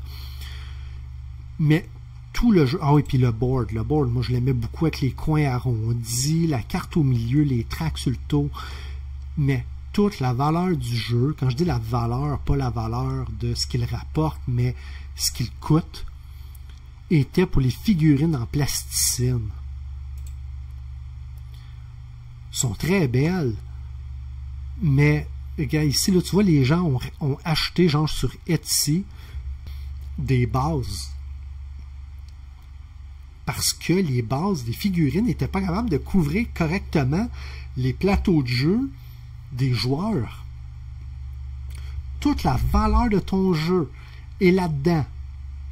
Oui, ok, c'est correct. Ça, c'était très mignon, là, les petites affaires. Puis j'aime beaucoup le recycler de Scythe, de dire, ben tu prends ton petit building ici, tu le mets là, selon où tu le mets, ça te rapporte quelque chose. Puis ici, à ta prochaine phase de production, ça va te rapporter d'autres choses. Puis ça, c'est parfait. J'aimais beaucoup les petits buildings ici, en genre de petits caoutchouc mou.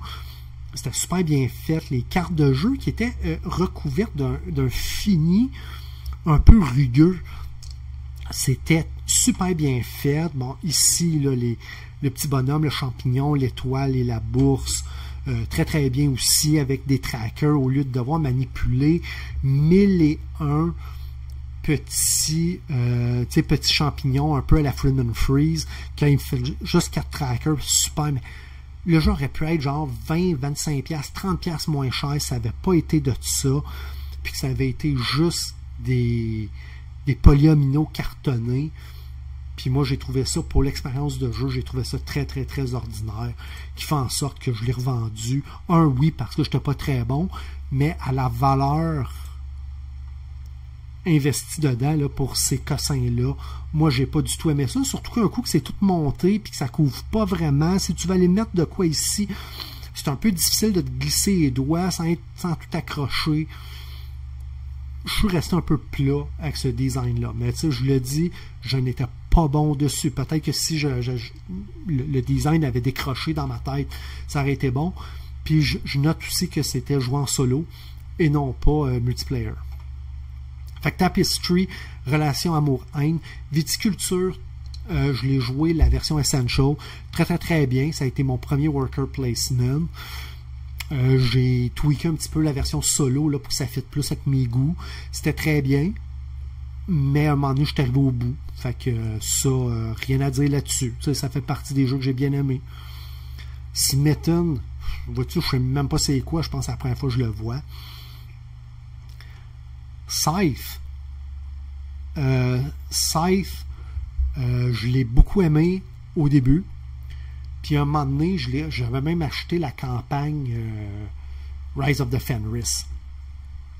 Puis je pense que je l'ai juste brûlé dans le sens qu'à un moment donné, encore là, c'est un jeu d'efficience plus qu'un jeu 4X.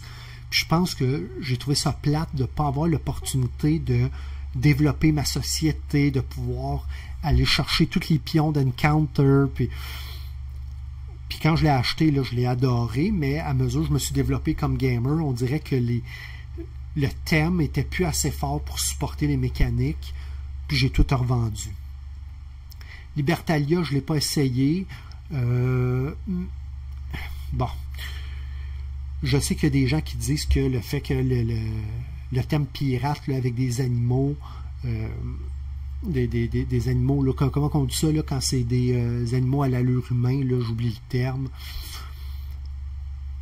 Comment je te dirais ça? Ça me laisse froid, mais je trouve qu'il y a quelque chose avec les jeux de Stonemaier Games qui tranquillement, je comprends l'idée là, de pas vouloir embarquer dans la violence, dans l'histoire réelle qui pourrait faire rappeler à des gens. Mais l'histoire est bâtie sur des conquêtes, puis tout n'est pas toujours propre, et des pirates. Tu étais obligé là, d'aller dans du bleu pastel pour un thème de pirate. Peut-être d'avoir mis une petite couche là, un peu plus crade aurait été plus proche de ce que moi j'aime. Ici on le voit là, il y a des guns, il y a de la fumée, il y a du diesel. Le jeu il est plus politique, parle de la crainte du conflit à venir, plus que du conflit là, mais il y a des conflits. Mais ici, je pense que ça a été édulcoré beaucoup trop fort pour un terme de pirate, surtout par rapport à la version précédente. Bon, ça on en a parlé. Red Rising. J'ai jamais su c'était quoi de la Analysis Paralysis avant Red Rising la première fois, et je crois que c'est le premier jeu que j'ai vendu. Puis non seulement ça, il n'a pas duré une semaine dans ma collection tellement je l'ai détesté, et pourtant j'ai acheté le jeu sur lequel il est bâti, c'est Fantasy Realm, et que j'aime beaucoup pour ce qu'il fait. Pourquoi? Parce qu'il n'est pas bloaté. Je crois que j'en parle avec Joe. Je me demande si c'est pas l'épisode précédent, là, donc le podcast avec un non-gamer. Je crois qu'on en a parlé un petit peu, de dire que ta main, il faut que tu fasses la meilleure main de 5 ou 7 cartes, mais sur un deck de 54 cartes ici, ou de 52 cartes, ici tu en as 104. Donc le roulement est capable d'aller chercher, tu as beaucoup plus de possibilités, puis ça fait en sorte que tu peux avoir beaucoup d'analyse paralysie d'analyse. Bon, je l'ai dit. Puis moi, ça n'a pas pogné, zéro pas pantoute avec moi. Pourtant, j'aime beaucoup Fantasy Realm. Euphoria, je ne l'ai pas essayé. J'ai déjà voulu l'avoir, mais avec, disons, ma relation amour-haine avec Stonemaier, J'ai arrêté de courir après. Pendulum, je pense que c'est un bel essai d'essayer de faire un jeu en temps réel, mais de ce que j'ai su, c'est tombé à plat. Je peux pas le juger, mais j'en reste là. Du moins, on sent que ça a été mal reçu par la critique. Charterstone, je crois que c'était le jeu Legacy rechargeable. J'ai quelque chose avec les jeux Legacy dans un monde où nos gouvernements mettent beaucoup d'argent à nous faire acheter des chars électriques en nous disant que l'écologie c'est l'avenir, d'avoir des jeux jetables. J'ai un problème éthique avec ça qui fait en sorte que je n'ai jamais joué un jeu Legacy sans dire qu'il n'y en a aucun qui m'intéresse. Donc, si c'est pour Charterstone, pas grand-chose à dire. Ça a été reçu tièdement, mais moi, je peux pas faire je peux pas faire comment je te dirais, j'ai pas de commentaires constructifs à faire là-dessus. Puis My Little Sight, je crois que c'est venu d'un concept, genre d'un père avec sa fille qui avait bâti un jeu Sight, mais pour enfants, donc au lieu de se battre, c'était il s'envoyait des tartes aux fruits d'en face et compagnie. Je pense que l'idée, elle était correcte, mais je sais pas jusqu'où un jeu de ce type-là peut pogner avec les enfants. Donc, écoute, je t'ai fait déjà là, ma visite là, de ma relation avec Stonemaier là, en parlant de Vintage. Je te laisse m'écrire en commentaire où c'est que tu te situes par rapport au jeu de Stonemaier. On revient à Vintage. Où c'est que je l'ai mis? Je l'ai mis ici. Donc, ça pour dire que j'ai une grande relation amour-haine avec Stonemaier Game, mais j'admets que celui-là pique ma curiosité. Première chose, c'est un jeu d'exploration qui n'est pas un jeu de campagne. C'est un play it, puis serre-le. Puis la prochaine fois, ben, tu feras une autre aventure. Je dois admettre que l'idée chatouille mon esprit.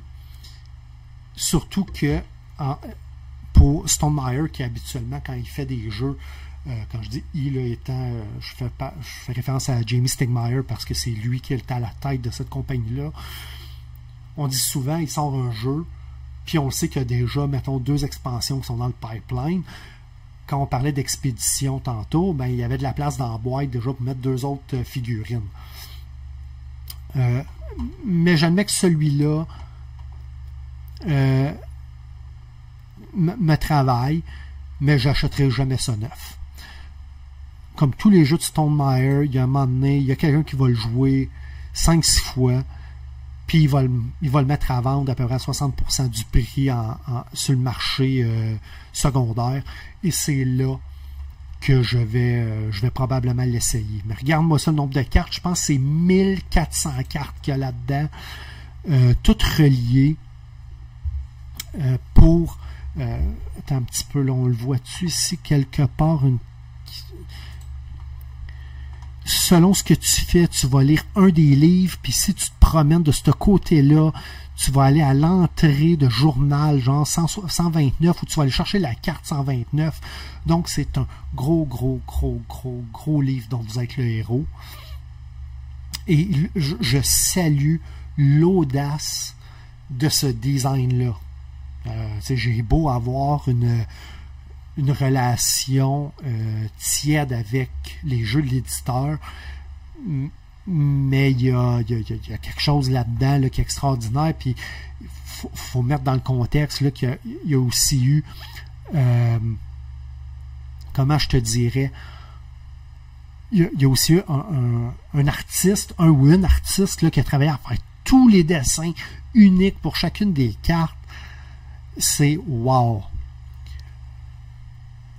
Mais en disant ça, je te dirais que j'aurais peut-être voulu que Expédition soit le jeu Expédition. Donc, attends un peu, on vient d'aller le voir. Attends un peu, Vintage. Non, on l'a pas vu. Expédition. Si tu 22 ou 23, je vais prendre celui-là. Ouais. Je pense que j'aurais voulu que Expédition soit avec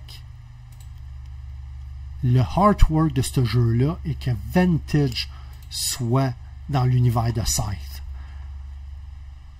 Ça aurait été un wow, juste parce que, puis je dis pas que c'est mauvais, je dis pas que je crois que ça a été fortement inspiré par le jeu de Zelda sur la Switch, là, c'était-tu Breath of the Wild ou quelque chose de même, donc avec du cel shading et compagnie, mais j'admets que l'univers créé par Jacob, j'oublie son nom de famille, donc celui qui a fait l'art de ce jeu-là, ou les orientations graphiques, ou appelle ça comme tu veux, m'interpelle beaucoup plus que ce monde-là qui, de façon très froide et distante, me semble un peu générique, quoique très riche. Mais tout ça pour dire que on était tous... écoute, là, je t'ai fait un long détour sur les jeux de Stonemaier Games. Mais ceux-là, je suis curieux de voir qu'est-ce que ça va être, là. Malgré le nombre important de reviews qui est en train de sortir. Je pense que ça, c'est une expérience très personnelle à avoir, à savoir comment qu'un jeu comme ça will gel, là, comment que ça va marcher avec moi. Un jeu d'exploration un peu mouflou fluide, qui va où tu peux aller, un peu où tu veux, ou quand tu prends une action, tu sais pas trop qu'est-ce que ça va te permettre de faire. Un peu comme dans un jeu dont vous êtes le héros. Quand tu disais, mettons, là, il y a une araignée géante. Est-ce que tu veux l'affronter? Est-ce que tu veux te cacher? Est-ce que tu veux essayer de lui faire peur? Puis finalement, tu essayais de l'attaquer, puis tu l'avais... comment je te dis ça, là, tu l'avais confronté, elle te donnait un coup de queue, t'étais mort, puis t'essayais juste d'y faire peur, des gros brrr, puis finalement, la créature a peur et se quitte dans son terrier et libère le passage. Mais si tu sais pas qu'est-ce que ça va faire, chacune des actions, et c'est à force de jouer, à un moment donné, que tu vas découvrir l'univers. Donc, beaucoup de respect pour ce design-là, j'en suis très curieux, mais je suis quand même le pied un peu sur le break. Il en reste deux que j'ai hâte de voir en action.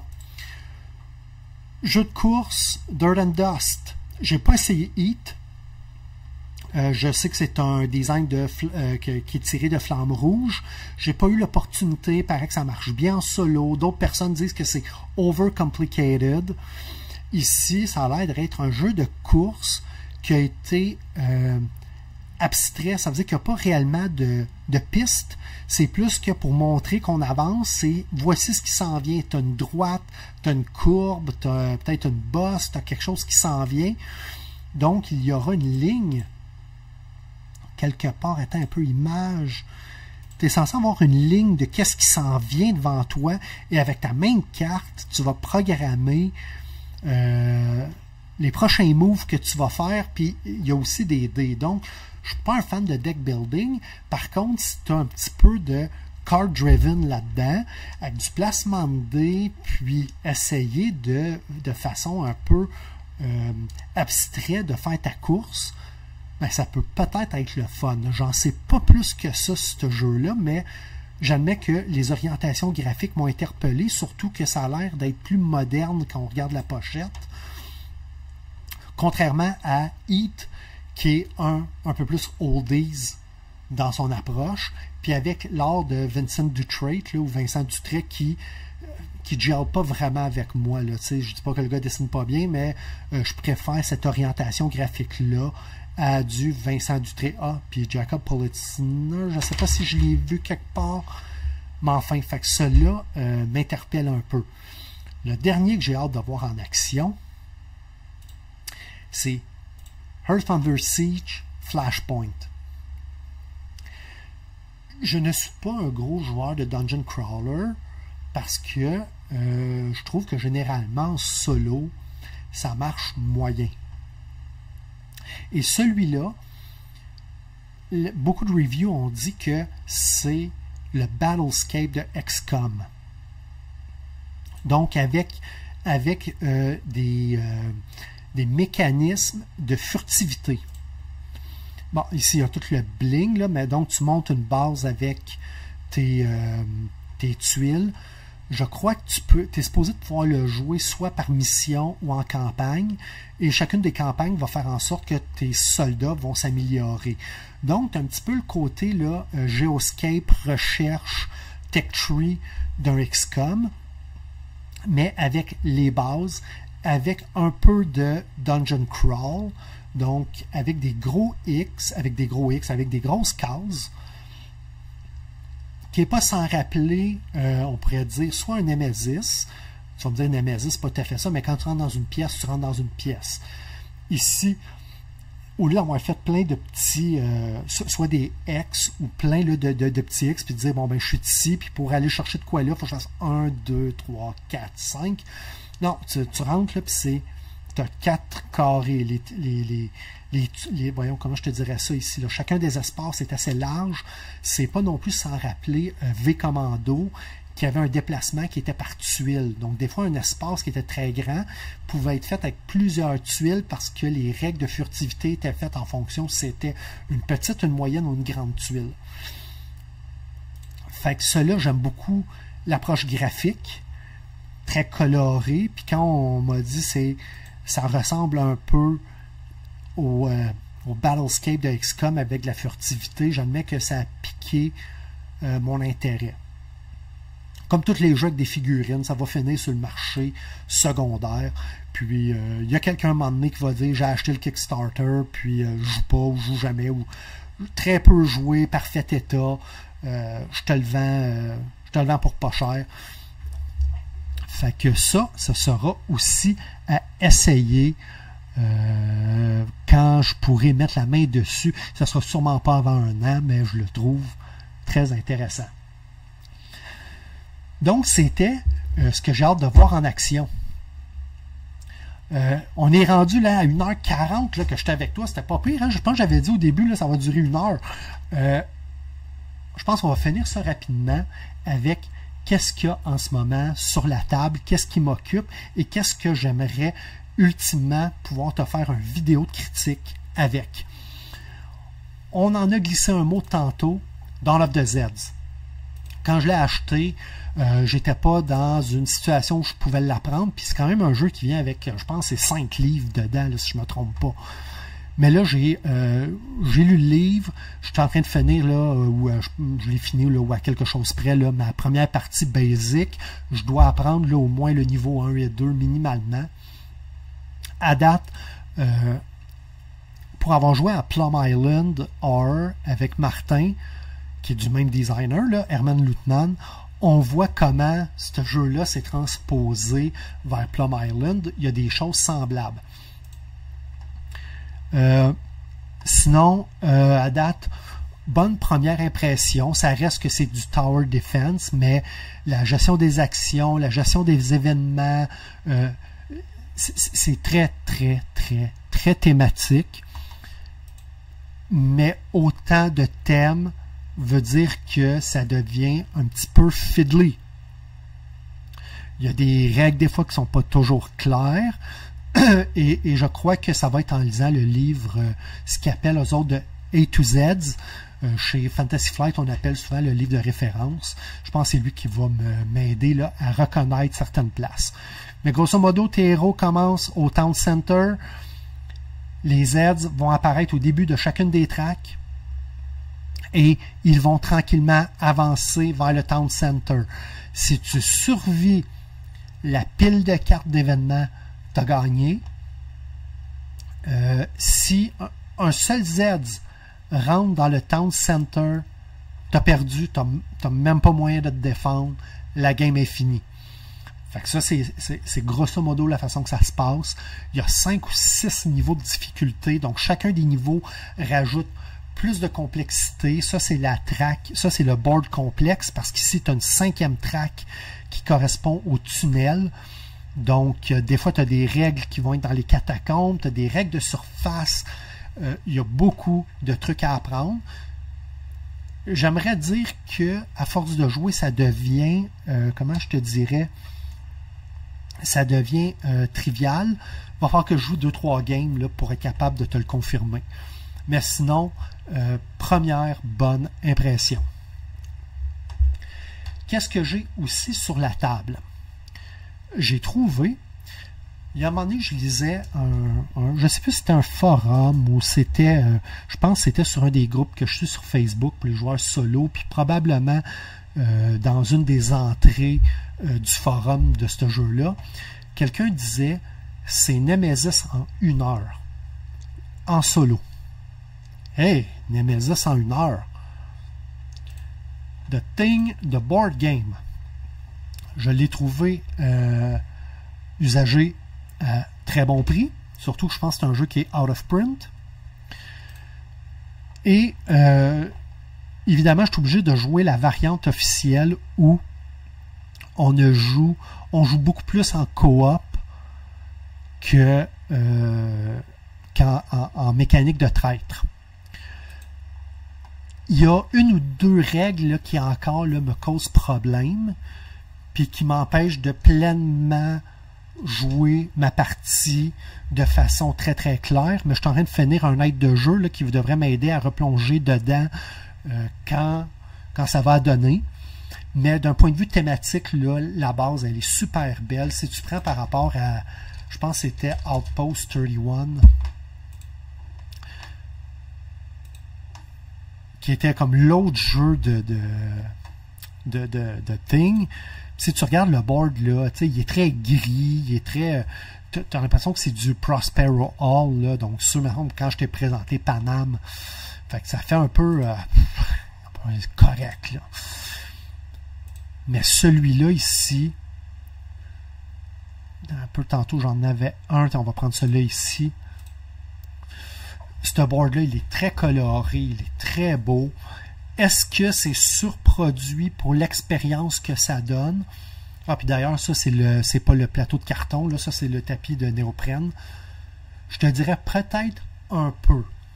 Mais dans un jeu qui est basé sur une licence, qui se veut thématique, je pense que c'est presque nécessaire.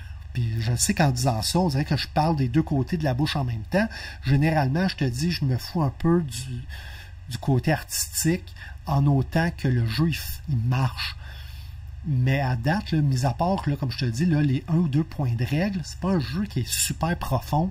Donc, si tu veux triper, je pense que ça te prend un côté artistique là, qui va t'amener vers l'immersion. Et ça, il t'en donne un peu. Je vais devoir finir mon aide de jeu, donc ça veut dire d'aller sur Board Game Geek là, pour questionner là, ces points de règle qui me causent des problèmes. Je vais pouvoir jouer après ça. Je pense que effectivement, un coup, je vais comprendre ça. Une partie devrait durer à peu près, là, mettons la première, 1h15, 1h30. Puis je vais pouvoir peut-être te revenir là, avec une critique. Je vais probablement vouloir l'essayer aussi avec Joe. Voir qu'est-ce qu'elle va en penser. Comme ça, on va pouvoir se partager là, des personnages. Donc, même si on ne jouera pas avec la mécanique de traître, ben, je ne pourrais pas faire du alpha gaming. Je vais la laisser prendre ses décisions. Puis on va voir là où c'est que ça peut nous mener avec la façon que le jeu a été développé pour 1 à 3 joueurs. Mais à date, ça semble pas tactile, là. Ça semble pas un jeu qui a été fignolé vite pour mettre 1 à 8 joueurs sur la boîte. Ça a l'air de marcher mécaniquement. Fait que ça, c'était pour The Thing là, qui est sur la table. Quand je t'ai dit que j'avais envie d'avoir un jeu coop, à un moment donné, j'ai commencé à regarder là, c'était quoi là, les jeux coop. Puis là, je ne veux pas passer à travers la liste coop, les 13 000 jeux là, de BGG, mais je suis tombé sur un qui avait de l'air pas pire, du moins à l'époque. C'était The Captain is Dead. Ça, c'est un coop true and true. Un personnage joue, tu vires une carte, le bordel arrive, il faut que tu répares le bordel. Tu as un objectif à atteindre, fait que tu as 100 façons de mourir, tu as une de réussir. Ma première approche, c'est de dire c'est un jeu qui semble très difficile, pas au niveau des règles, mais très difficile à gagner, peut-être un peu trop. Par contre, je l'ai essayé à 3 personnages. Je pense qu'il va falloir que je l'essaye à 4 personnages pour pouvoir, dans le fond, là, qui va me donner l'opportunité. Oui, il y a plus problèmes qui vont survenir, mais ça va me donner aussi plus de moyens de pouvoir résoudre des problèmes. Je pense que chaque jeu coop a son sweet spot. Quand je jouais à Pandemic, j'aimais ça jouer à 3. Nemesis, je jouais à 3 ou 4. Dans le temps que je jouais à Eldritch Horror, je jouais à 4 personnages. Puis celui-là, je pense que je l'essayais à 2, ça ne marchait pas. À 3, je me suis rendu plus loin. Je pense que celui-là va probablement être plus équilibré à 4. Il me reste à le confirmer. Et j'en ai un dernier. J'avais des crédits magasins je vais dire à brûler, puis tu sais comment c'est, là, tu as des crédits magasins, tu n'es pas capable de te garder ça dans les poches, il faut tout de suite que tu ailles les dépenser. Puis je suis tombé, moi j'aime ça aller fignoler dans la pile des jeux usagés pour essayer de trouver des jeux rares où qu'on ne peut parler, et je suis tombé sur quelque chose qui s'appelait The Fog Escape from Paradise. Je suis souvent passé devant parce que, tu sais, tout de suite, j'ai vu, là, je suis tellement pas capable de lire The Fog, là, je regardais sur le bord de la boîte, ça avait l'air, tu sais, paradis, puis des plaisanciers, des bateaux, puis une plage, j'ai fait, bah, c'est pas pour moi. Puis finalement, quand j'ai lu The Fog, j'ai fait, il y a un petit côté John Carpenter là-dedans, j'aime peut-être ça, commence à aller voir un peu c'est quoi le jeu, à sa base, y a-tu quelque chose, on va prendre celle-là. Essentiellement, chacun des personnages, ici, le brouillard va arriver de l'île, puis va s'en aller vers la côte ou vers la plage. Et les personnages doivent se sauver vers 3 bateaux et qui va nous permettre de faire des points. Chaque plaisancier qui va se faire avaler par le brouillard sera calculé en points négatifs. Et donc, c'est un jeu de mouvement d'hexagone avec des points de déplacement. Donc, chaque joueur commence avec 7 points de déplacement. Il y a plusieurs types de déplacements possibles.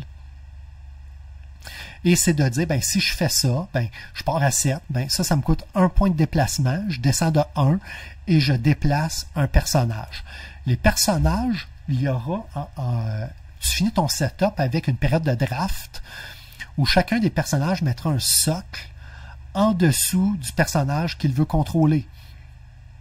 Donc, exemple, quand tout le board est rempli, ben là, tu vas dire, ben, en tour de rôle, ben, moi, je prends lui, puis toi, tu prends lui, puis toi, tu prends lui, puis on met des socles, et ça va identifier chacun des plaisanciers à quel joueur ils appartiennent, pour être capable, après ça, de comptabiliser les points. Puis, il y a aussi un mécanisme de suivi des tours. Ça, c'est celui pour 4 joueurs. 2 ou 4 joueurs, mais on va dire à 4. Donc, le joueur 1, il commence. Le 2, le 3 et le 4e. Le brouillard avance. Le 4e joue encore. Le premier joueur joue. Fait que là, ici, là, il y a eu 2 fois de suite. Le 1, le 2, le 3e joueur, le brouillard avance. Le 2e joueur joue encore. Le 4e, le premier, le 2e joueur joue, le brouillard avance, le 2e joueur joue encore. Et c'est le même, comme ça. Donc, à toutes les X tours, ben, tu as un joueur ici. Le joueur 2 joue 2 fois de suite, le joueur 4 joue 2 fois de suite, le joueur 3 joue 2 fois de suite, le joueur 2 joue 2 fois de suite, le joueur 1 joue 2 fois de suite. Et ça, je trouve ça super brillant pour gérer les tours, la façon qu'il se passe. Donc, j'ai eu l'opportunité, je l'ai dépunché, je l'ai mis sur la table. Malheureusement, il n'y a qu'un seul scénario solo. Je l'ai essayé, puis à un moment donné, ben, je suis passé à Dawn of the Dead et compagnie. Mais je pense qu'il y a quelque chose là qui peut être super cool. Et ça me fait penser un peu, là, quand on a parlé, mettons, avec Jo, là, de la crypte de la créature qu'elle a aimé parce que c'est un jeu facile pour les déplacements et compagnie. Ça, je pense que ça peut être le prochain niveau, donc, de déplacement spatial avec un thème qui, aussi coloré est-il, ben, qui fait penser à des films d'horreur. Je pense qu'il n'y avait pas le film Old M. Night Shyamalan là, qui se passait sur une plage. Pense à The Mist, pense à The Fog. Donc, étrangement, il y a quelque chose de film d'horreur là-dedans, dans un monde hyper coloré. Donc, si tu veux le voir comme moi, comme un film d'horreur, ben, vas-y. Puis si tu joues avec des gens qui sont un peu plus sensibles, ben, t'as juste à pas appuyer fort sur ce morceau-là, parce que la plage, elle est très colorée. Fait que ça aussi, c'est sur la table là, avec lequel là, j'aimerais ça là, pouvoir jouer au moins 2-3 parties là, du scénario pour te dire au moins solo comment que ça se passe, puis jouer 1 ou 2 parties avec Joe pour être capable de te dire comment que ça marche à 2 joueurs. Puis écoute, ça fait 2 heures qu'on est ensemble, c'est ça qui va clôturer le show d'aujourd'hui. Fait que, comme d'habitude, les pouces, l'engagement, les commentaires. Oublie pas de m'aider pour First Martian, pour Dark Ages. Aide-moi avec ça. Je suis passé à travers un peu là, mon feeling là, je dirais ça, des productions Stonemaier Game. Dis-moi comment toi comment tu vois ça, ces jeux-là de Stonemaier? C'est quoi ta relation avec eux? Écris-moi ça en commentaire, ça va me faire plaisir de te répondre. Et on se voit très bientôt à table pour, who knows, une critique, un dévalement, du jasage entre nous. Salut là!